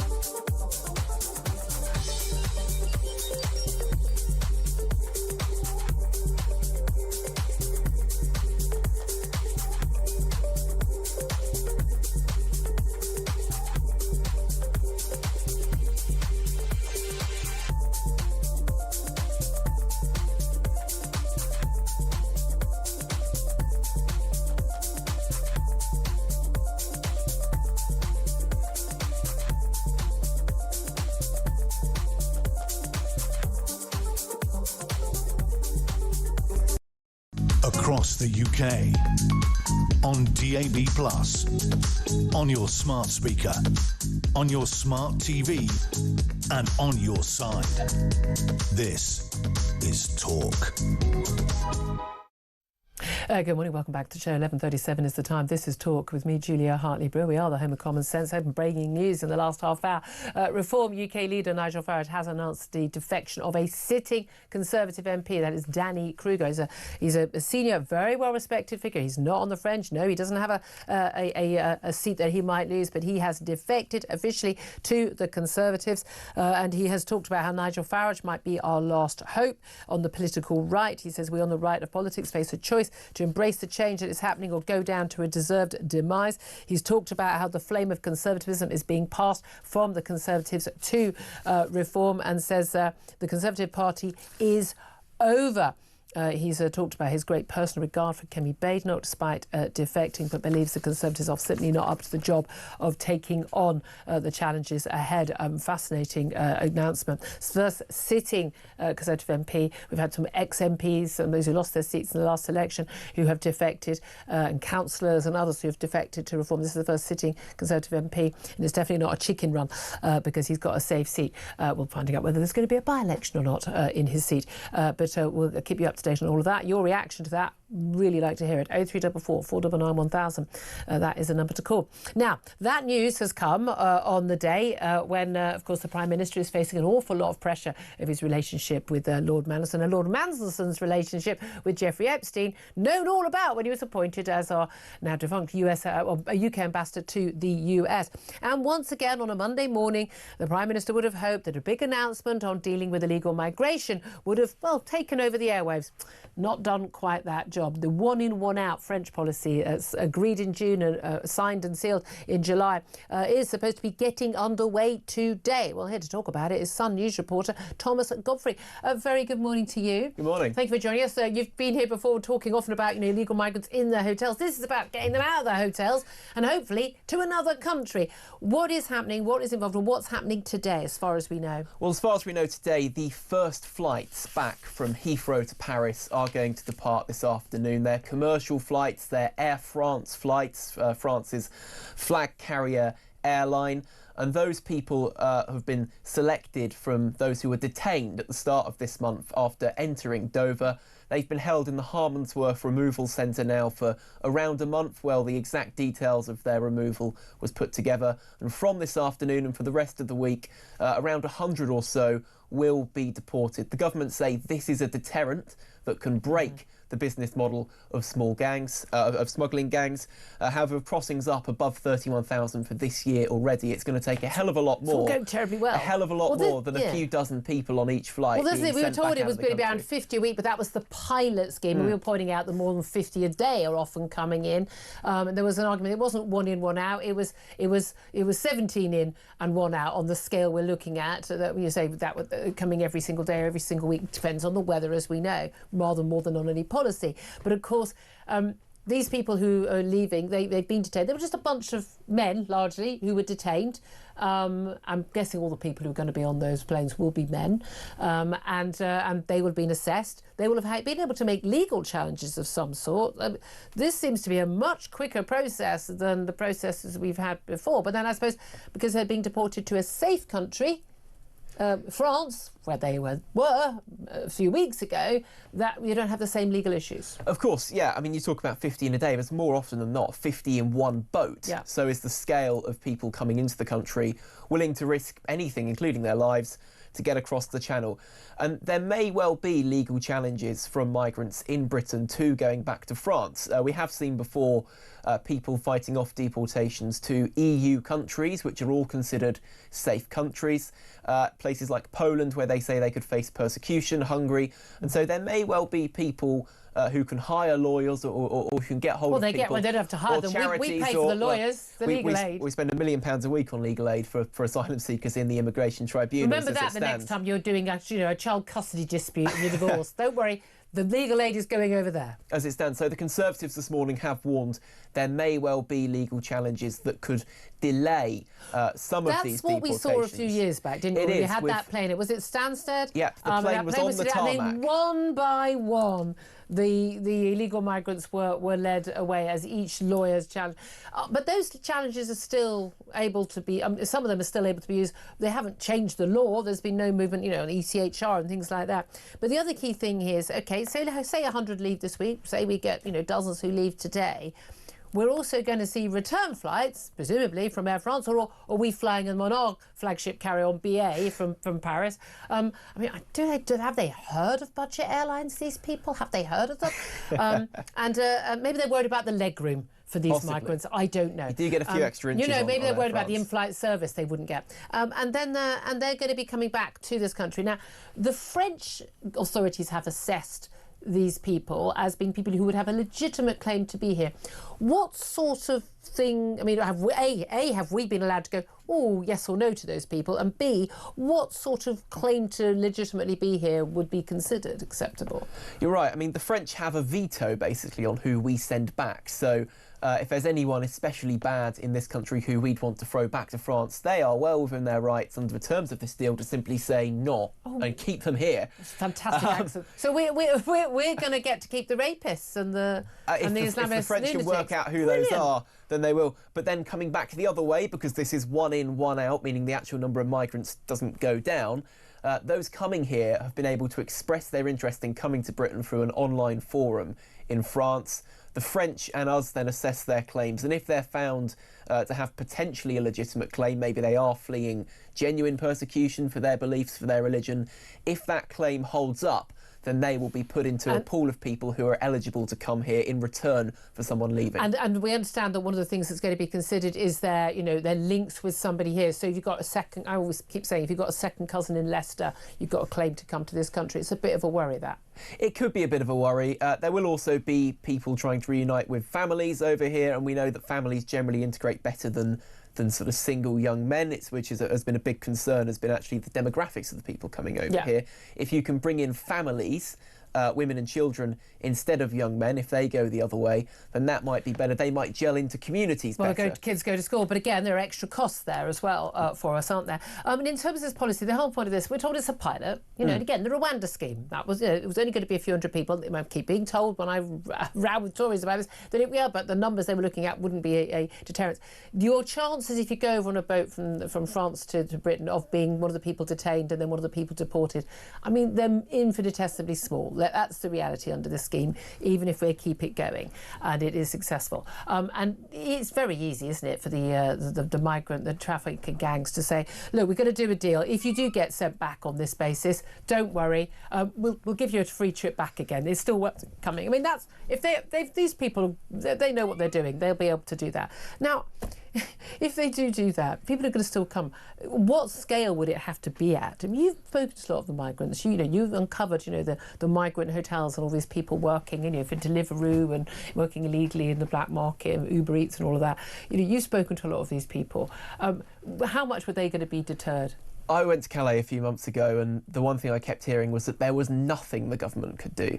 There was absolutely nothing the government could do, short of simply turning them back at the border or taking the boats directly back to France. Currently, when the Border Force pick you up as such, they bring you onto a cutter and take you to Dover for processing. The migrants I spoke to in Calais in one of the big camps effectively said that so long as they kept doing that, they would just keep trying. I've heard of people anecdotally who have come over twice, 3 times after being deported. You see it in the immigration tribunal course. There's so many examples of people being deported multiple times and then re-entering the country without anyone noticing and then staying for years at a time before being picked up on. And so this is supposed to be a deterrent. Will it drive the numbers down? Well, the weather is going to have more of a say in that in the next few months than anything else. And if there are legal challenges, then, well, that could simply drive the cost up of this scheme.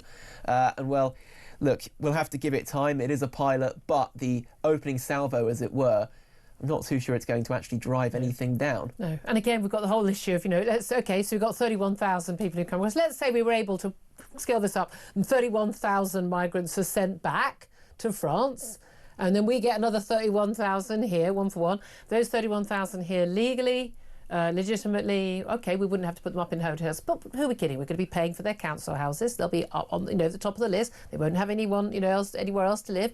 But also they'll be able to legally bring in their own family members. So it's not 1 in, 1 out. It's not 17 in, 1 out. It's probably 17 in and probably about 34 and a few cousins in, and sisters 34 and in and 1 out. I'm not quite sure the numbers add up on this. Fantastic to have you here, Thomas Godfrey, Sun News reporter, who's been covering all of this. Thank you very much. A quick word from Sam Armstrong on this policy. Look, it's so frustrating actually to come into a radio studio every Monday and have to discuss an announcement from our government that I know's not going to work, you know's not going to work, they know's not going to work, everyone listening knows it's not going to work, and just to see our country being led so abysmally. Just put aside the politics for a second. It's just sad for our country that nobody will stand up and do what needs to be done. I just think it's laughable that you're not a country if you don't control your borders. It's the first job of government. Second job of government is to protect people with law and order, and they're not doing that, particularly when it comes to migrants, criminality as well. Just extraordinary. Thank you very much for that, Sam. But thanks once again to Thomas Godfrey. 11:48 is the time. More on criminality coming up. We're going to be talking about the call from a secret Met Police report for officers to be routinely given guns. Is that what the public want? Is that what police officers want? That's up next. More on Danny Krueger, the first Conservative sitting MP to defect to reform. How many more will be following? This is Talk.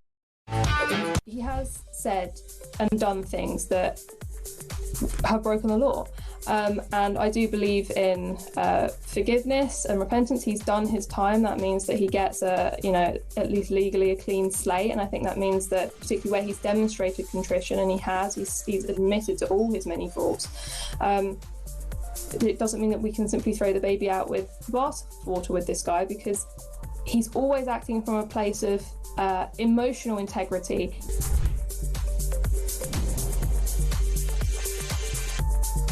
Keir Starmer was sort of adamant in his very legalistic way that all due process had been followed. We have followed the process to the last jot, dot and comma. Every I was dotted and every T was crossed. He never much seems to care about what the outcomes are, as long as the process was followed. But it's now emerging, isn't it, that quite a lot of warnings were flagged up, unsurprisingly, about Peter Mandelson, and those were overridden by the Prime Minister and perhaps by the behest of Morgan McSweeney. Across the UK, on DAB+, on your smart speaker, on your smart TV, and on your side. This is Talk. This is Talk, the Home of Common Sense, with me, Julia Hartley-Brewer. 11:51 is the time. Just a reminder that breaking news in the last hour or so, that a sitting Conservative MP, Danny Krueger, he was campaign manager for Robert Jenrick at the last Tory leadership contest. He has defected to Reform. He's given a press conference with Nigel Farage about the reasons for defecting to Reform, apologies. And he said simply that Nigel Farage might be our last hope. He said the torch of conservatism is passing from one party to another. My tragic conclusion is the Conservative Party is over.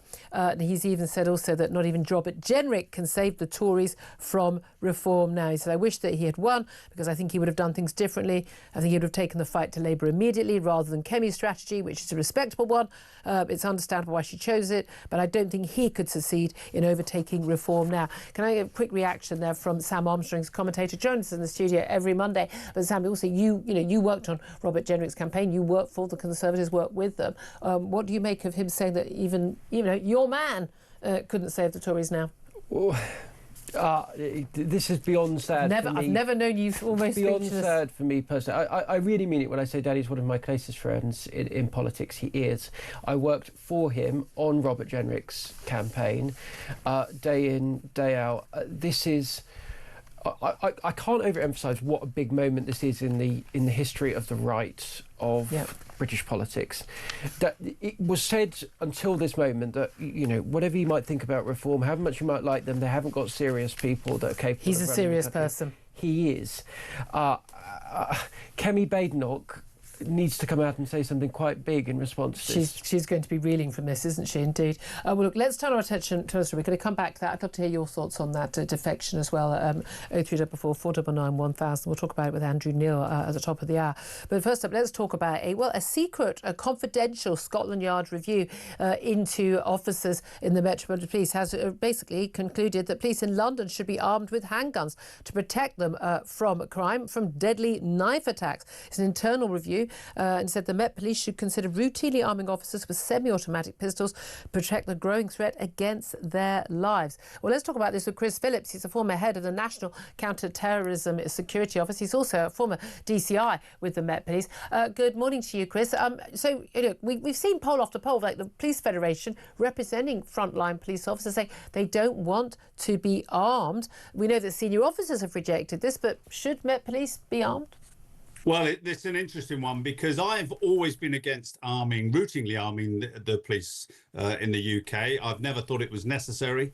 But it's a sad indictment, really, on our society that we're now in a situation where there are enough people to really be concerned about who are just going to walk up and start stabbing people. And if we do that, then, if we get to that situation, then the police have got to be able to deal with it. And without a gun, it's going to be very difficult for them. Well, that's the thing. We've got, tasers, and we say, but there are armed officers. Now, I work in a part of London. I used to work at Westminster, I work at London Bridge, but actually, it's not unusual to see armed police officers, but that's not the norm around the city. It's certainly not the norm around the country. Why is it that so many officers don't want to carry weapons? Because we know that currently those are highly trained officers. They got from the specialist firearms units. We know they're only deployed to the most dangerous incidents, and we know they're not trigger happy because they fire a handful of times every year, but outrageously do face the most extraordinary, often trials. They not only lose their job and their livelihood and their pension, but they can also face criminal prosecution, as we have seen in a number of cases, for doing their job and using the weapon to protect themselves, the public, and others. Is that why police officers don't want to wear them? Well, yes. I mean, I never wanted to carry a gun. I did carry a gun for a little while, but I didn't really want to do it routinely, and I didn't want my officers to carry it routinely because I never actually felt that that the risk was so great that they needed to do that. As you say, we've got highly trained officers in the UK. We can give them more training because there's fewer of them. But we're now in a situation where times have changed, and I think officers do feel unable to be able to protect themselves in serious situations, and those situations appear to be getting worse. And I think the mood music within policing will change gradually. But what concerns me, Julia, is what happens if we do have a series of police officers or members of the public stabbed in terrorist attacks, and the police, you can't just give everyone a gun and say get on with it. It takes ages to get this thing through. Yeah, it did. And we've seen, sort of trigger-happy US cops, shoot first and ask questions later. You don't want to get to that situation. And, I mean, I've been a lot of time with Americans who are utterly bewildered by the fact that our police officers are not routinely armed. But has something changed? Is the country more dangerous? Are there more guns, have more baddies got more guns? And is the threat of knife crime now so much greater? I mean, we're constantly told, oh, everything's fine. It doesn't feel fine to someone who lives in central London, but we're told it is. Yeah, it's interesting because the UK is an outlier here. Armed policing is not an issue anywhere else in the world, actually. Every other major city in the world, the police officers are routinely armed. There's no such term as armed policing. There's just policing. Yeah, it's policing. I've just been in Israel for a week, and we had a security guard with us with a Glock at all times. Yeah, and people are used to it. It's a sad indictment, really, because I think social media and the ongoing sort of you see incidents many times over now on social media. We've all seen the assassination recently, and it gets into your mind a bit. And you do get a fear of crime that probably isn't as bad as we all think. However, if you're a victim of crime or you are caught up in an incident, you want the police to be able to effectively deal with that situation. And I think we are getting to that stage where maybe police officers would want the ability to carry a gun to use it. I mean, we haven't even given all our officers tasers yet. That I find utterly extraordinary. But at the end of the day, when I'm thinking, the terror attacks that we've had, forget, someone with a, random, someone with mental illness with a gun. I mean, sorry, with a knife. But I mean, London Bridge is where our offices are, and when we had the 2017 London Bridge terror attack, what stopped those guys in the end? Rather than the guy. I'm Millwall, were people chasing them down and getting hurt. But the police officers who came in the van, got out, went and took them out. At the end of the day, guns did solve the problem. They did, and we just don't know where the whole terrorism situation's going. I've been working in terrorism and counter-terrorism for so many years and I've been saying that this could really go bad very quickly, and we are in that situation. We do have an awful lot of people across the West that really do harbour hatred towards policing and towards society. And if they decide to suddenly kick off, so to speak, what are we going to do? We want our police to be able to deal with them. Yeah, absolutely. Chris Phillips, really appreciate you joining us. He's the former head of the National Counter-Terrorism Security Office, and he's also former Metropolitan DCI. Coming up, we're going to get the latest headlines. We're going to be talking more about Danny Krueger. We'll talk to Andrew Neil. This is Talk.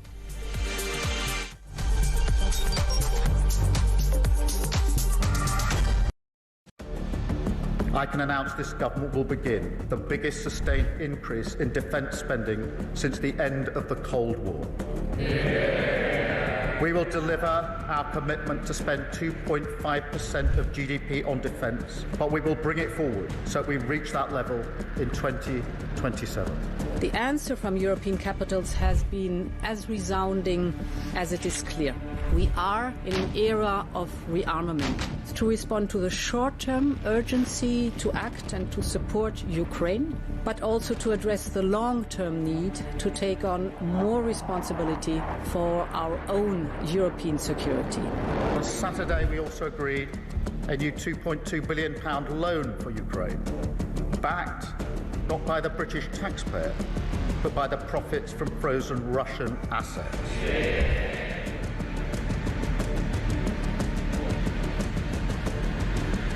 It is my pleasure to bring from His Majesty the King a letter. He sends his best wishes and his regards, of course, but he also asked me to bear this letter and bring it to you. So can I present the letter from the King to you? Thank you very much. Am I supposed to read it right now? Yeah, please do. I will do. I've got to tell him what your reaction is, so I need to know. He is a great gentleman. A great, great gentleman. He said he thinks the war's going to go on for a long time, and he better not be right. Well, I just think he should be more appreciative because this country has stuck with them through thick and thin. We've given them much more than Europe, and Europe should have given more than us because, as you know, that's right there, that's the border. What kind of diplomacy, JD, you are speaking about? What do you mean? I'm talking about the kind of diplomacy that's going to end the destruction of your country. Yes, but if you are Mr. not President, strong... Mr. President, with respect, I think it's disrespectful for you to come into the Oval Office and try to litigate this in front of the American media. You're gambling. Across the UK, on DAB+, on your smart speaker, on your smart TV, and on your side. This is Talk.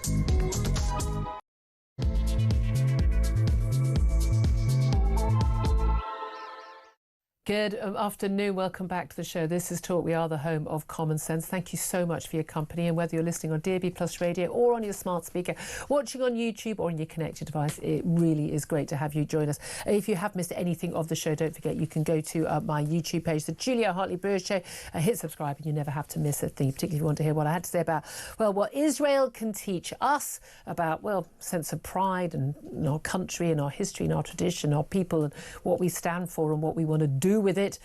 Do have a quick look, go to that YouTube page, go to our Twitter page, and you can see what I had to say. Lots is going on. In the last hour, we have had the announcement at Reform press conference hosted by Nigel Farage of the first defection of a sitting Conservative MP, that is Danny Krueger. He has defected to Reform, and he said the Conservative Party is over, and he believes that even Robert Jenrick, the man who he helped manage the campaign of to run for the leadership, coming a close second last year, is not actually going to be able to defeat Reform's challenge. And we'll be talking about that in just a couple of moments. Also talking more about Keir Starmer and where he is right now, given he's facing a revolt by Labour MPs, indeed some of his own cabinet ministers, over what he knew and when about Lord Mandelson's friendship with the convicted paedophile Jeffrey Epstein before he was sacked as UK ambassador to the US, given we knew an awful lot that, frankly, would have made him an inappropriate, unacceptable person to be in that job when he was appointed in January. It defies belief. But with that revolt by Labour MPs and talk about Keir Starmer being ousted before the next general election, is the Mayor of Greater Manchester, Andy Burnham, being touted as a potential replacement. Is he the answer? We're also going to be talking about Charlie Kirk's alleged assassin, the 22-year-old Tyler Robinson, who was in a relationship, we now know, with his transgender roommate, potentially shedding light on a motivation for Kirk's death. Plus, among the people sweating today may well be Prince Andrew, after claims that his personal emails with convicted paedophile Jeffrey Epstein could be made public and potentially lead to criminal charges even. All that coming up, plenty more besides. And I'd love to get your thoughts on everything we're talking about. 0344 499 1000 is the number to call, in particular where Keir Starmer is and the revolt by Labour MPs that we're being told about, plus that defection of Danny Krueger as well. Your thoughts on all of that, 0344 499 1000 is the number to call. You can text 87222. You can also get in touch on X at talkTV. Calls are charged at the national rate. Text costs £1, standard network rate message.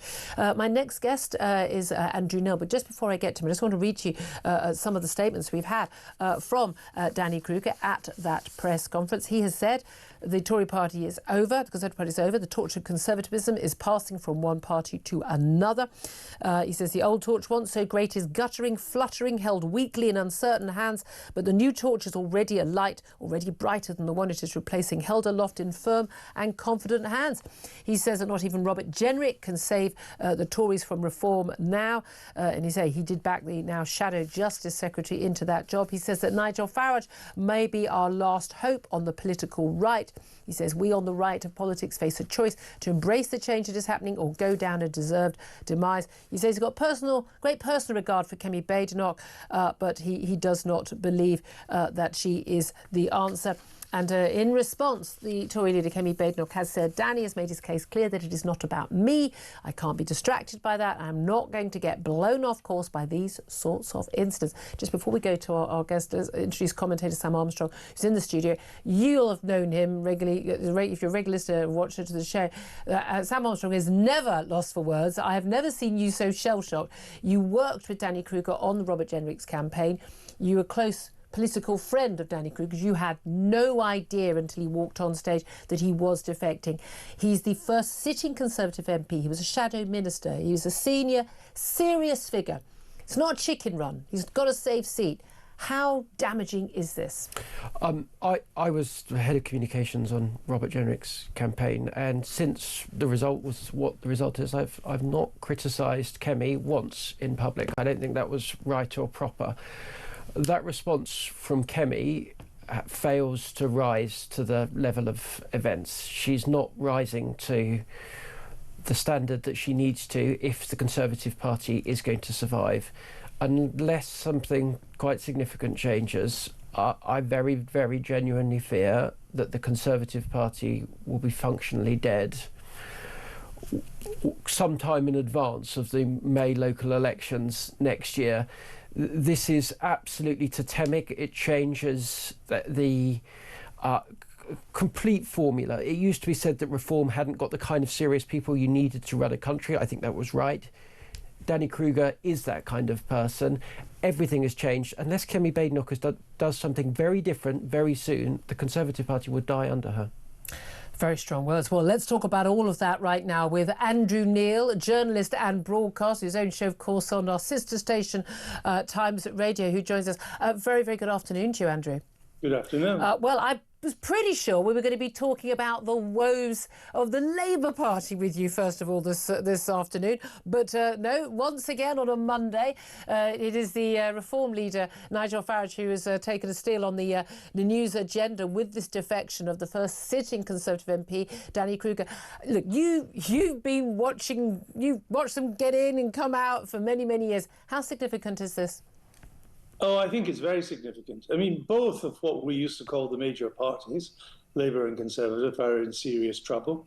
At the moment, the Conservatives are in a bit more trouble than Labour, but Labour's not far behind and could be vying with the Tories quite soon in extinction territory, as the Tories are at the moment. This is the most serious development since Kemi Badenoch became Conservative leader.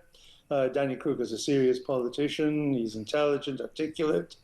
He is a sitting MP. They haven't had an MP defect to Reform yet. And I think we ought to realise the magnitude of this. I think the Conservative, I've been writing for quite some time now, that the future of the Conservative Party is now in serious doubt. And I think we ought to realise the historic magnitude of this. The Conservative Party is the most successful political party in the history of democracy. There's no party anywhere in any other democracy comes close to the amount of time the Conservatives have spent in power. And as we went from Whig to Liberal and Liberal to Labour, the lodestone that didn't change was the Conservative Party, which is what makes this watershed significant, because it does look now that we are on the brink of the end of the Conservative Party as the major centre-right force in British politics. It looks, as Danny Krueger says, looks like it's over. It is extraordinarily significant, this. Again, there's a very big difference, isn't there, between an ex-MP who's lost their seat, lost their career and their ability to pay their mortgage with their MP salary, to someone who was sitting seat. Now, we were talking earlier, he was in a safe seat. His East Wiltshire seat has got a majority of about 4,700, so not safe. But, you know, one of the MPs who survived the bloodshed July last year. Do you think this will be the start of other MPs saying, well, look, he's a serious figure. He knows what he's doing. He's been involved in this. He doesn't even think that he can wait around for some, a routing in the next round of local and regional, or the Welsh elections and others in May next year, and then see if Robert Jenrick gets in and things can change. If he's leaving now, will that send a signal to other, let's face it, serious figures in the Conservative Party that the Tory party is no longer a player? Oh, I think as night follows day, it sends that signal because Danny Krueger has status in the Conservative Party. He's not in the extreme wing. He's not a has-been. Yeah. He's not a whippersnapper. You know, he's right in the mainstream of the Conservative Party. So him going, as I say, is the most serious blow the leader of the opposition has faced. And a lot of Conservative MPs will be wondering now, where is their future? You see, the problem for today's Conservative Party is it now has no economic base. The traditional basis of the Conservative Party, why it was so successful, it got an overwhelming majority of middle-class votes, and it got a third of working-class votes. That's been the key to the Conservatives' success. Well, the working-class Conservative votes have now gone to Reform, and a lot of the white-collar middle-class votes, particularly in metropolitan areas, have gone to Labour, or the Greens, or the Lib Dems. Yeah. What economic interest does the Conservative Party represent anymore? It's quite hard to see. And if you don't represent some kind of economic interest, you know, we knew Margaret Thatcher, she represented the strivers, she represented the people who wanted to get on in society, and so on. But what does today's Conservative Party represent? It's very hard to see, and that's why I think the skids are under them. And it's going to be, I think, Julia, going to be quite hard to stop this skid. I mean, Andrew Neil's first law of politics is that when you're on the skids, it's really hard to stop skidding. Well, indeed. And I think we'll carry on that metaphor when we talk about Keir Starmer. Just one final point about Danny Krueger, though. Remember, this happened when Lee Anderson defected in the last Parliament from the Conservatives to Reform. And everyone said, well, you need to stand for a by-election. You know, you're elected on a blue rosette. You're not wearing that rosette anymore. You should leave. Danny Krueger has been asked about this. He says he will not put his East Wiltshire seat up to a by-election after defection. Do you think that's going to be able to stand, you know, pass muster with voters? Look, I think people are always in favour of by-elections, and so they're the ones that have to stand for re-election in a by-election. So I don't think he's any different there. Yeah. It doesn't matter in the end. I mean, if he was to run in a by-election as the Reform candidate this time, he'd probably win. Yeah, that would be interesting. I don't think it matters. Look, you talked about a party with the skids under it, the Conservative Party. What about Labour? Every single week, you know, come in on a Monday, there's another announcement. They're trying to get hold of the news agenda. Today, it's all about the one in, one out. Channel migrants, flights, we understand, leaving today. The first migrants in that deal that was done by Keir Starmer with Emmanuel Macron. But actually, their headlines really, well, they're going to be about Danny Krueger. Once again, Nigel Farage stealing thunder. But the headlines before then were all about Keir Starmer under so much pressure over why he chose to appoint Lord Mandelson in the first place last July as our man in Washington, why he ignored warnings, we think, from the vetting office about his links with Jeffrey Epstein, but after he was a convicted child sex trafficker, which is basically what he was, but also a cache of emails that Bloomberg uncovered last week, which basically forced the hand of the Prime Minister after he'd expressed confidence in our man in Washington and forcing him to sack Peter Mandelson. How much does this ask questions about the ability of this Prime Minister to make the right decisions at the right time with the right people? It raises massive questions, and not just with commentators like me or you. It's raising questions within the Labour Party itself. It's quite hard to find a Labour MP at the moment, speaking off the record, who'll stick up for the Prime Minister. Yeah. I mean, most of them are beginning to speculate as to how long he'll last. And there's a kind of, will he make it to Christmas? If he does, will he go early in the new year, or will he wait till he gets thumped in the May local elections, the Scottish elections and the Welsh elections? A triple whammy coming down for him in the merry month of May. So I think it is open season. And again, just as I was saying, you know, it's quite remarkable the Conservative Party, which has been a fixed feature of our politics, now has the skids under it. It's almost in a way even more remarkable that we're talking about Keir Starmer's future when only 14 months ago he won an election by a massive landslide. This is sort of end of days, you know, 14 years of Tory rule stuff, and then we're in so soon. Did you think, you've been watching all these people, you know a lot of these people personally, you know, you've been around a long time. Did you think it was going to go this badly, this quickly? No, No. I mean, I had, I was pretty glad to see the back of the Tories. They were way past their sell-by date. They had lost the right to govern, actually, with endless new chancellors, constant change of prime minister. It was almost like they had turned government into a game of musical chairs. And they had lost any direction or any purpose. So I was in no means unhappy to see Labour take power. I never had any great hopes in them because I didn't have any great hopes in Keir Starmer. And I did say that the Labour front bench was probably one of the least impressive front benches in modern times. My penalty for that was that Labour then boycotted my radio show and I wasn't able to interview any of them, but it only made my point, I think. So I'm not surprised. I'm not surprised it's not gone well. I am frankly amazed. I think the vernacular is gobsmacked by just how bad they've turned out to be. It's quite a feat, isn't it? There's a brilliance in the abject failure, isn't there? There's lots of talk that that Keir Starmer fell out with yet another chief of staff in Morgan McSweeney, who apparently was the man who really persuaded him, well, not just to give his confidence at PMQs last week in the US, the ambassador to the US. I mean, only a week after giving his full confidence to Angela Rayner as Deputy Prime Minister when she was about to go. Now. Is there a problem with his staffing? And as such, how much is that something we can say, oh, well, it's the people advising him who aren't any good? Yeah. But there comes a point when, if you're the person who chooses the people who advises you, that comes back on the Prime Minister, doesn't it? In my experience, when things go wrong for governments, two categories are blamed. One, it's a bad operation in 10 Downing Street. And two, we've got a wonderful message, but we're just useless at getting that message out. Both are irrelevant. Both don't matter at all to your listeners. Who is in Downing Street doesn't matter. The Prime Minister is the Prime Minister. And the two things that matter for Labour between now and Christmas are the following. One is that Jeremy Corbyn has yet to launch his new left-wing party. I'm sure he'll get round to it, particularly when he can think of a name. I have very helpfully, in a spirit of amity, suggested the Jezbollah party. I think that would work pretty well. And accurate. and pretty accurate as well. And when that party's launched, remember, Labour's at 20 points in the polls at the moment. That's bad enough. When that party's launched, it will take another 3-4% off Labour. That will put Labour down with the Tories at 16-17%.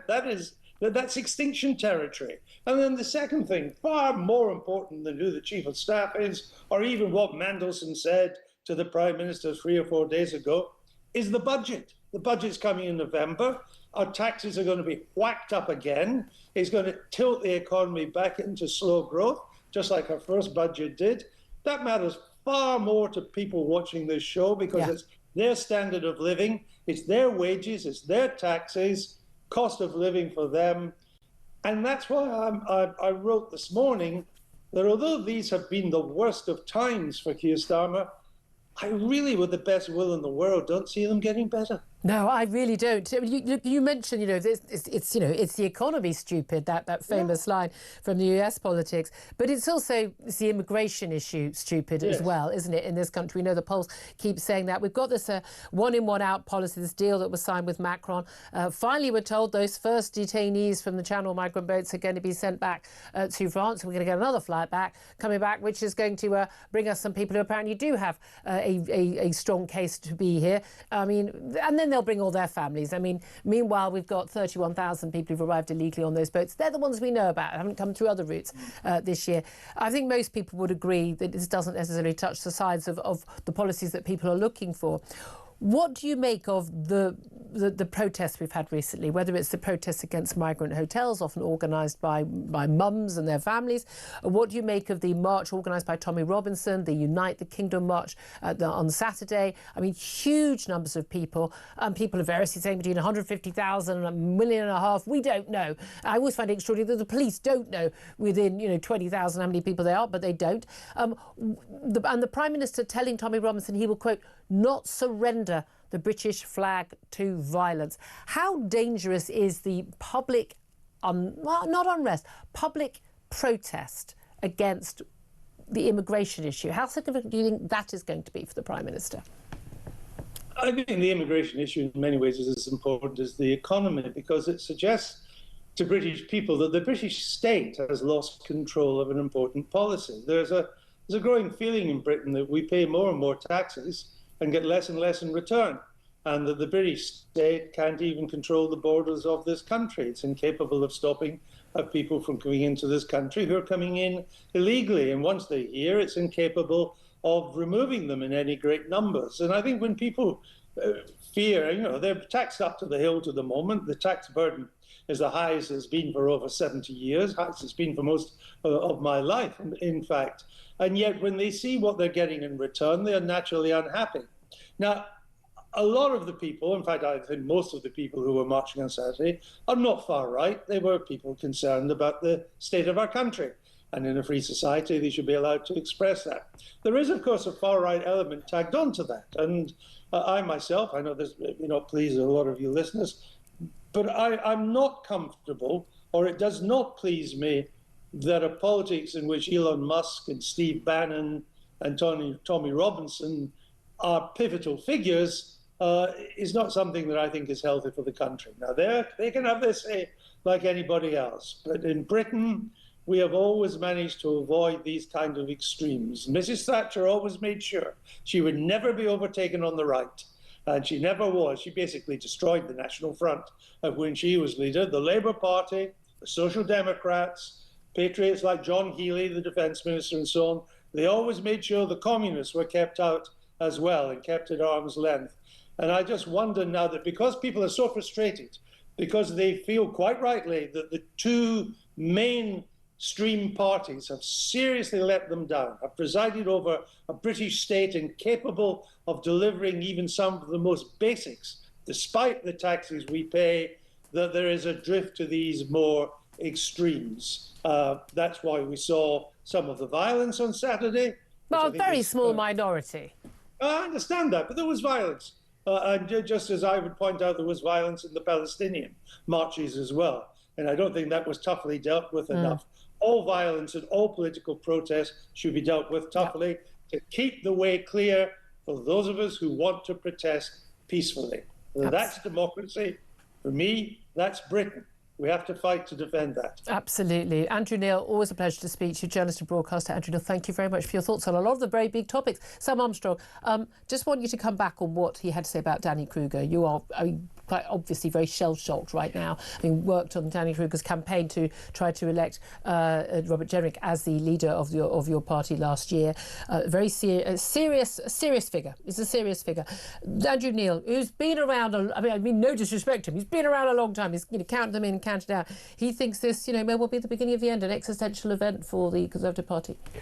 It certainly feels that way, unless something very big changes very quickly in the Conservative Party. I genuinely fear, and I say this as a member, as someone who's worked for Conservative causes all my life, I genuinely fear that unless the party or its leader changes something very, very quickly indeed, that the Conservative Party will not be around to contest in a serious way the next general election. Love to hear your thoughts on all of that. 0344 499 1000. You're getting your calls on about that, about Keir Starmer, about a lot of people still want to talk about the Unite the Kingdom march on Saturday. You get to decide what you call in on. I'm going to get as many of your calls on air as I can. Lots more to come on the show, including why Prince Andrew may be sweating, not just Peter Mandelson, about his relationship, his close friendship with the convicted paedophile Jeffrey Epstein. Also going to be talking about Donald Trump's visit to the US and, of course, that horrific assassination of Charlie Kirk and the repercussions of that. 12:24 is the time.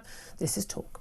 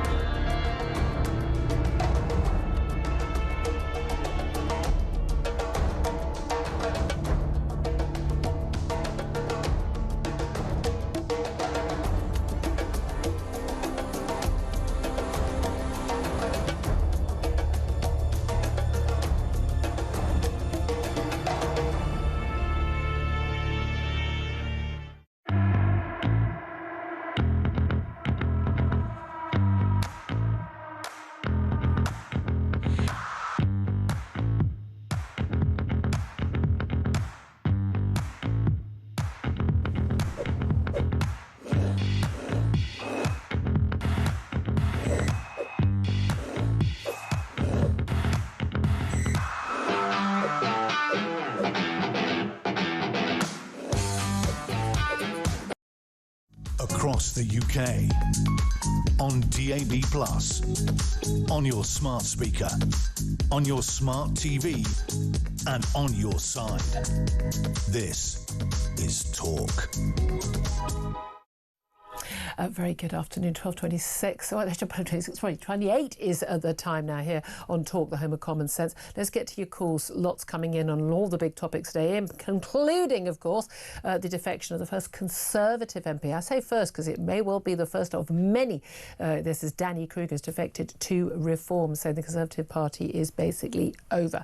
Let's talk to Tracy, who's in Burton-on-Trent, and give us a call on 0344 499 1000. Tracy, thank you so much for calling. What do you want to say about this defection? I just want to say that if Danny Krueger comes across to Reform, can come up with and help get a set of policies that if Reform get into government, can transform this country and sort it out, I don't care where he's come from. I'm lucky enough that I live in a Reform-controlled council. And I will be, and at the moment they don't seem to be doing too bad. Yeah. But if they can deliver for me as a taxpayer, then I will vote.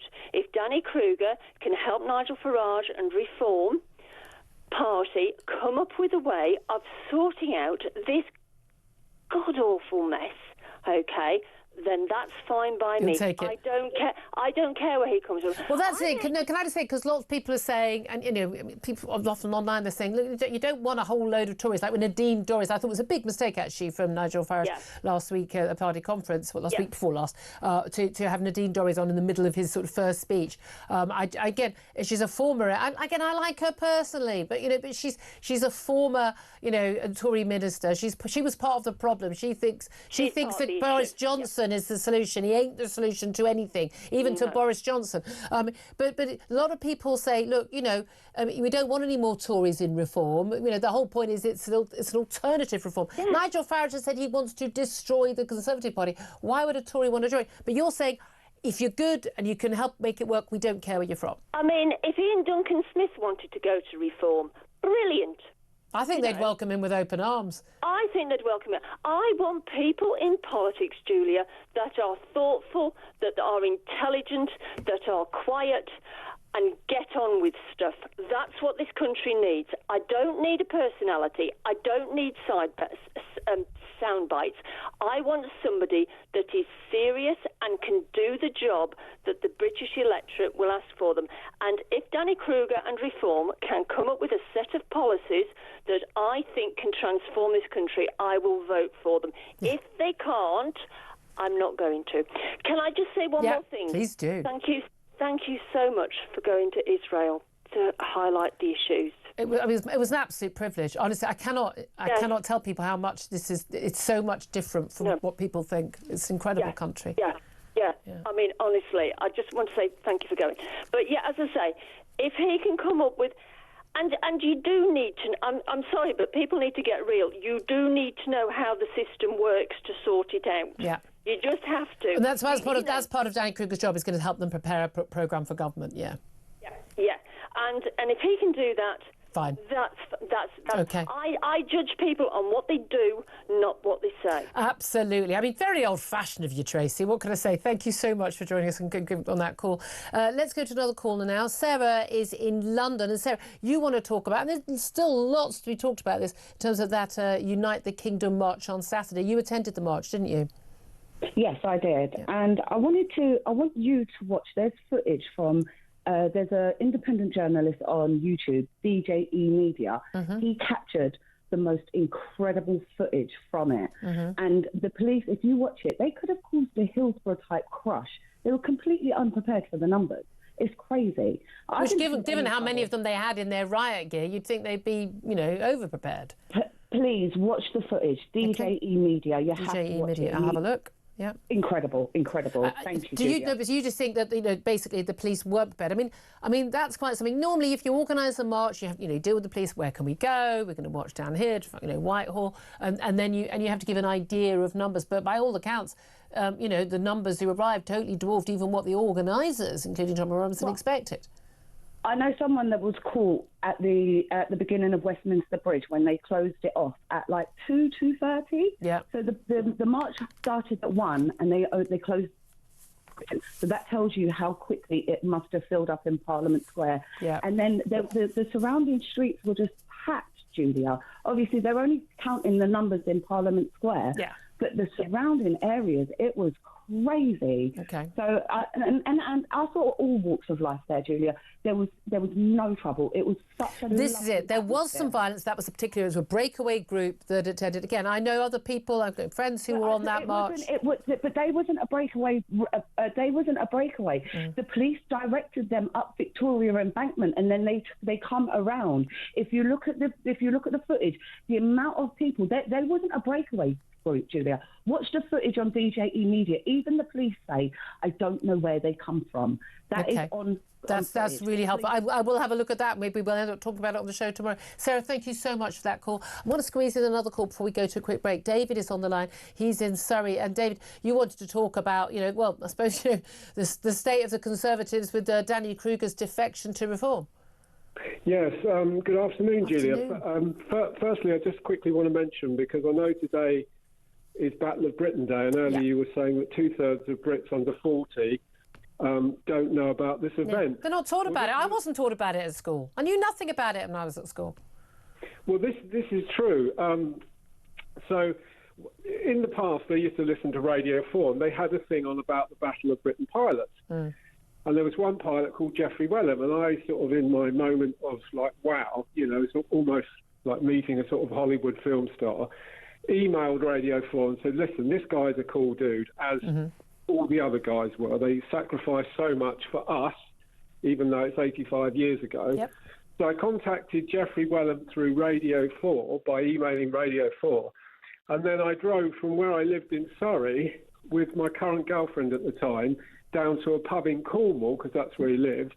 And I bought him a pint of beer, but it was almost like a Leslie Phillips. It was almost like a Leslie Phillips moment. Yeah.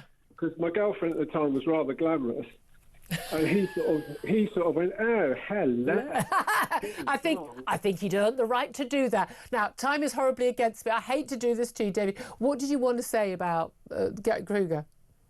Well, I mean, I don't know each individual politician. No. We only vote for either Tory, Labour, Reform, the Greens, etc. I think the problem that Reform have got, and as many other sort of listeners and people across the political spectrum might say, is that they need to take in big hitters, they need to take in political heavyweights, but will they lose their identity? You mentioned about Nadine Dorries. Personally, I think she's doing it only to sort of try and grab the limelight. I'm not a fan of hers. Look at her record in the previous Tory Online government. Safety Act, all that. I think the problem you have, and I know you're very, very rushed, and thank you for having me on. I think the problem in this country is, can we believe a word that any politician says? So Reform at the moment are talking a really good game. They're talking about things that perhaps the Labour Party are shunning away from. But when they get into power, if they get into power, will they be able to deliver for the British people? That's the question. That's the question. Yeah. Yeah, that is the question. And I think at the moment the jury is out, because, I could turn around to you and say, Julia, I'm a billionaire, but I could be lying to you. Yeah. Although I can tell you, if you did turn around to say that to me, and Peter Mandelson was listening, he'd try and come and stay at your house. So there's always a worry there, isn't there? David, I'm going to have to go. I've got to go to a break. They're shouting in my ear. David, thank you very much indeed for that. Up next, we are going to be talking about Donald Trump's visit to the UK starting on Wednesday, but also some more information about the suspect who has been charged with the murder of Charlie Kirk. That's up next. Stay tuned. This is Talk.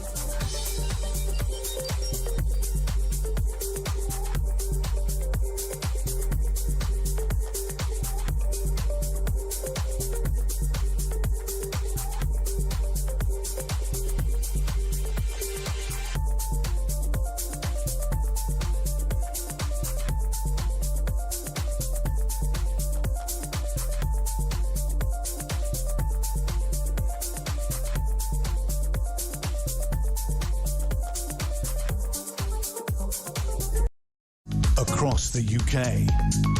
On DAB+, on your smart speaker, on your smart TV, and on your side. This is Talk. This is Talk, the Home of Common Sense. 12:39 is the time. I'm Julia Hartley-Brewer. Let's turn our attention to our American cousins. One of them, of course, is turning up on Wednesday. That's Donald Trump, the US president, on a 2-day state visit to this country. But, of course, also lots of news in the last week about the horrific assassination, the shooting dead while speaking live to students on a campus in Utah of Charlie Kirk. Well, let's talk about all this with Erin Moorcoat. She's a spokesman for Republicans Overseas UK and was a friend of Charlie's. Very good afternoon to you. And Errol, I send my sympathies to you for the loss of your friend. Well, thank you, Julia. And it's not just my friend, but it's all of our friends. Charlie had a impact on people. He touched people. He met people, and he's such a short life. You know, he died at 31. He and I worked together, launching Turning Point UK. We were just boys comparatively. When we first met at Berkeley, we were kids. And then he became a man and died a man in the couple of years that, you know, men grow up, and it's something that's horrible and sad and terrifying to watch. Somebody who really believed in, somebody who I didn't believe in his message when I first met him. I thought, these people, we can't reach these people. And he really convinced me when I was a student at Berkeley that we could go out and talk to them and share our ideas. And this is where his assassination, I think assassination is the right word, is so shocking because, and the outpouring of hate from many on the left. Now, look, I don't excuse the right, particularly the right in America, for some of the language. I mean, and frankly, Donald Trump's own language over the years, belittling, threatening. So, you know, talking about, joking about shooting journalists and things like that. You know, there's a lot of people who say stuff beyond the pale, but the outpouring by the people who think they're the good people on the left about Charlie Kirk's murder and sort of celebrating it, and we'll come to a man here in Britain, the Oxford Union president-elect, in just a moment, but it was very, very shocking. I was just in Israel last week, and this was something that, because Charlie Kirk was a big pro-Israel speaker, there was something that people found very shocking. And I was on an organised work trip, and one of the people with me on the trip was North Korean defector Yeonmi Park, who was due to be on that speaking tour, knew Charlie Kirk well, and obviously it was absolutely devastating for her. But the reaction from the left has been extraordinary. Do you think Charlie Kirk's assassination, does it change something that a man who said, let's use our words and let's try and change people's minds with words, being assassinated in cold blood by someone who disagreed with his words, it would appear, from the suspect who's been charged, do you think anything changes now? I think it does, and it changes for the better and for the worse. There's two camps. There are people who are saying Charlie would have wanted us to take his message and spread it. Charlie was a Christian. Charlie believes his soul is saved. Don't worry about Charlie. Charlie's watching us. There's that group. There's another group of people who are saying we don't believe that this was going to work, and now we're confident that this isn't going to work. This isn't a bipartisan thing. We're not looking for commiseration. We're not looking to come back to the table. We sat down at the table, and you shot us in the chest. And that's the two camps right now in our party. There's a lot of hurt and division. And obviously, people have hurt feelings. They're going to react maybe negatively, or some people have hurt feelings. They react through faith. But right now, it's creating a schism in some degree between people who want to take this not in a physical or violent way. I'm not saying that, but who don't want to keep being that joyful warrior that Charlie was and would have probably wanted us to be. And there's people who are saying, no, let's keep that flame going. So it's I think that's natural and that's healthy. Everybody's going through those emotions, but that's the reality of it. People are not 100% united. There's so many different feelings of anger, sadness, and people are scared also. Would you want to go on a US campus tour and say anything and risk your life? I think would be a big question. I mean, Donald Trump has got, teams of security and all the protection. And when he was president-elect, he still faced two assassination attempts, one that got him, missed by a matter of centimetres. We've had some revelations about the suspect who has been arrested, Tyler Robinson, turned in by his own family, by his own father, who spoke to a friend who was a pastor who went to the police. It's been claimed by the Utah governor that the suspect accused of shooting Charlie Kirk dead was in a romantic relationship with his roommate, who's believed to be trans, as in a man who is busy thinking he's transitioning to be a woman, and that his roommate knew nothing about this. But the question that was asked of Charlie Kirk just at the moment when he was just answering the question when he was shot. I'm sure everyone has seen that horrific image, footage online, was about trans issues. And he was someone who very much spoke up, against sort of the trans mania, the sweeping America, even worse than here. What do you make of that revelation from the Utah governor? It doesn't surprise me whatsoever, based on the recent history of trans violence in the United States, as well as sort of. I'll put this in a very interesting sense. We crossed a cultural Rubicon unintentionally when we started to say silence is violence. Yeah. Then all of a sudden, people who were not being talked to were being transgressed upon. And then in the trans community, the concept of dead naming. Yeah. So if your name was Jack and I call you Jack, you turn to Jill and I call you Jack, I've equivalently murdered you. So dead naming, silence is violence, all of these things to turn passive people into enemies. So that is a lot of the culture where a lot of people who didn't really want to be involved got sort of lambasted as anti-trans or TERFs. For example, when women, J.K. Rowling has said more offensive things about trans people, by the way, than Charlie Kirk. Charlie Kirk's entire I don't think she said anything offensive about trans no, I don't think people. it's offensive at all myself, but based on how they take these things. I mean, she's a much more sterling defender of women in general. Charlie Kirk's main concept there was, hey, wait a second, if you're under 18, you can't get a tattoo, you can't do a lot of things, probably you shouldn't be able to mutilate your body. Yeah, not controversial. And said, oh, Charlie Kirk wants us all genocided. That was never the philosophy. So now we have an enemy in a people who we don't hate, a people who Charlie prayed for. Yeah, it is utterly bizarre. What do you make, just finally on that issue, of the president-elect of the Oxford Union, the debating society at Oxford University, who celebrated the shooting of Charlie Kirk online, and then said he shouldn't have, and then kind of defended it. He's gone on a number of times. He's now set to face disciplinary proceedings and a vote of no confidence over his role at the Oxford Union, but not as a student. Should he face any proceedings, there's going to be a vote from sort of lifetime members to say, we don't want someone who can debate a man face-to-face in the Oxford Union, as he did only a year or so ago, and then laugh about his death because he disagrees with his views representing this organisation. Do you think it's right that he should be forced out, or rather better, that he should resign? Well, the way I look at it is not only did he fail to debate with any sort of articulation, he failed to even put on a suit and show respect to Charlie or the organization. Now, there's normally black tie in a debate at the Oxford Union, actually. Well, here's the thing. So I really showed up in the UK around 2017, 2018 when I started. When I showed up, the Oxford Union was a joke. I went to this place and I saw these people. This was not an impressive organization to me. So my entire time in the UK, it's been a comedy show where I've had no respect for this organization. Now, I know the people who were there before I showed up in the UK were legitimate, and I've seen, things in the history. But my experience is that this is like a comedy organization of unqualified DEI kind of whiners and complainers who can't hold a real argument unless they're sitting around with each other. Yeah. So the Oxford Union to me is like, you could be, kicked out of Chuck E. Cheese for all I care. It doesn't mean anything to us anymore. Now, I know it means a lot in the UK, but if you want to save that organization, a man like this cannot be leading it. If he continues to lead it, the lack of respect, myself and others who weren't around since 1850 will continue to be at the Chuck E. Cheese Also, level. this guy, George Aberrania, got into Oxford with 2 Bs and an A. The minimum requirements are 3 As, and most kids who get in get 3 A stars. So that tells you something's going on there.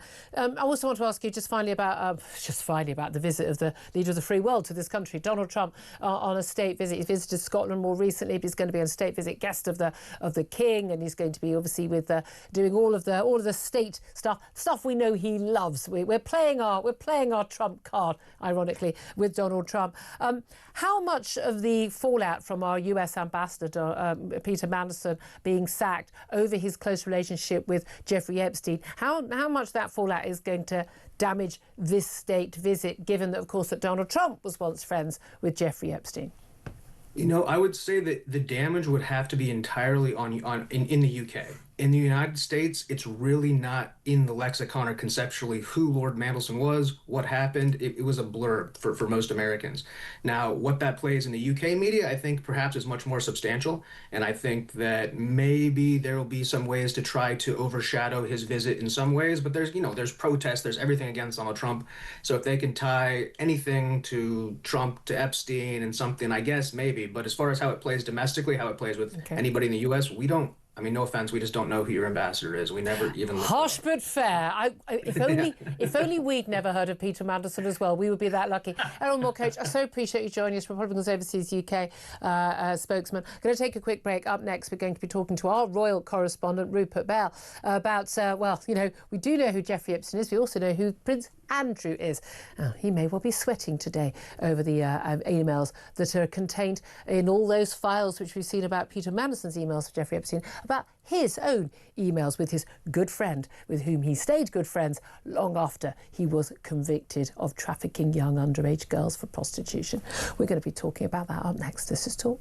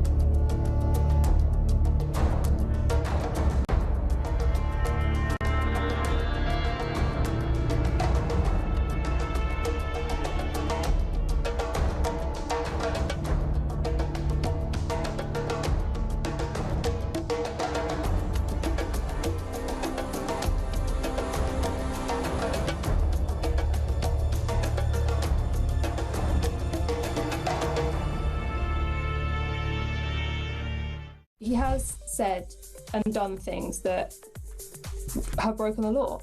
And I do believe in forgiveness and repentance. He's done his time. That means that he gets at least legally a clean slate. And I think that means that particularly where he's demonstrated contrition, and he's admitted to all his many faults. It doesn't mean that we can simply throw the baby out with the bathwater with this guy, because he's always acting from a place of emotional integrity. Across the UK, on DAB+, on your smart speaker, on your smart TV, and on your side. This is Talk. This is Talk the Home of Common Sense. 12:53 is the time. Iain Collins will be here in just a few moments to tell us what's happening on his show. First of all, though, let's talk about who might be sweating today. Yeah, it's Prince Andrew. Well, he can't be ousted from a job like Lord Mandelson was ousted as our ambassador to the US because he hasn't got one anymore. Did he really ever have one as a trade envoy? He's just well, the late Queen's son and the current King's brother. But Prince Andrew, of course, is yet another one of the many people who it seemed are attracted like moths to a flame to paedophile billionaires. Let's talk about that with Rupert Bell, his Talks World correspondent. Rupert, tell us why Prince Andrew is going to be worried today. Well, because obviously we've seen these letters coming out that did for Peter Mandelson and his relationship. There is talk that something similar will come out and that will put further pressure on Prince Andrew to accentuate whatever the relationship and show it was perhaps closer than Prince Andrew has tried to say it was in that interview and in subsequent discussions about the topic. Yeah. So it is an act, well, for him, this Epstein problem will not go away. No. Well, it won't go away partly because he lies about it. He was very clear that he didn't, he went, he ended his relationship with Epstein after conviction for, trafficking young underage girls. And of course, we know that was pleaded down absurdly. There was huge evidence of mass grooming and rape on a grand scale already at that time. And I'm still flabbergasted he was able to make. I'm sure buy his way out of that, which I'm sure is what's happened. But it is extraordinary that Prince Harry's found out. No, we've seen pictures of him walking through Central Park with Jeffrey Epstein after that case. Stayed at his house after that all emerged as well. We got the same with Peter Mandelson, who won't deny that he did stay at his house after that. This is extraordinary poor judgment. Well, I'm afraid you'd have to say Prince Andrew's shown a lot of poor judgment along the way. So this is, particularly around, as he admitted, and Peter Mandelson has said the same thing. They both wish they hadn't. Well, no, they wish we hadn't found out. Yeah, well, OK, but hindsight's a wonderful thing. They shouldn't have spent the time of day with him, and Prince Andrew should have known better. Yeah. But unfortunately, he tried to deny the photograph of Virginia Giuffre, and there's a book coming out that I think of her memoirs, so that could heap further. Well, her posthumous memoirs after she committed suicide, as many people who are victims of this sort of crime do, sadly.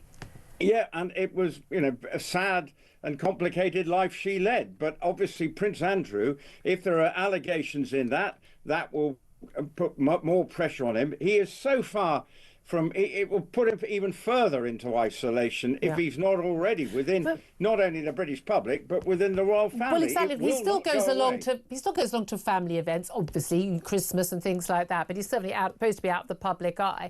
But the interesting thing is he doesn't seem to accept that he's done anything wrong. We keep hearing he's trying to get back into the public eye and to get back his status, of course. But something I think the King made very clear, and I think Prince William as well, is never going to happen on their watch. But what is fascinating is that he clearly doesn't think there was anything wrong with that relationship. We understand some of the emails involve him sort of asking about when Virginia Giuffre first came forward with allegations. I need to find out some information. He's writing to Ghislaine Maxwell as well, but it doesn't smell good. It doesn't look good. But how much more damage can be done? Because we've already had a payoff of, 10, 12 million pounds in return for her dropping her claims against him. I mean, he denies ever meeting this woman, and yet he's paid, a huge sum of money to a woman he's never met. He's never defended the allegations in a court, never defended them in giving evidence to Congress. No one believes a word he says anyway. Oh, I know, and there's no way back. Whatever happens, he's just in isolation. And from his perspective, he doesn't need to be forking out more money. But whatever comes out of these things, if they do, it will basically just mean he is now basically a prisoner in the Royal Lodge. And it is funny that you're seeing him denying all this. It doesn't feel responsible for this. Yeah. And you've got Prince Harry now in his interview saying, well, it's not my fault, Governor. Yeah, Again, He hilarious. I mean, at times against, but he is hilarious. He said, I didn't wash any dirty laundry. It's like, you literally revealed private text messages and a physical fight with your own brother. I think that's what most people would call dirty laundry. Rupert Bell, thank you so much for joining us. Talks Royal Correspondent, thank you for that. Sam Armstrong, how much damage do you think this does to Prince Harry? And by reference then the rest of the royal family? I just wish he could go off to California as well. Can we get rid of him, please? He can write a book. Maybe no one would read it. I just want him good. I want him gone. I think that's kind of what King Charles and Prince William think too, isn't it? He needs to get out of that house on Windsor, because the longer he is here, the more damage he is causing to his brother's his brother's My thing is, I reign. just don't believe that senior figures in the royal family didn't know about this relationship, and it wasn't dealt with a long time ago. Right, thank you so much, Sam Armstrong. He's still recovering. He's still in shock, poor soul, about his good friend and colleague in the Conservative Party, Danny Krueger, who has defected, first sitting Conservative MP to defect to Reform. Many saying it'll be the first of many. Ian Collins, I'm sure that will come up on your show. What else are you talking about? It will. You know where we do our handovers?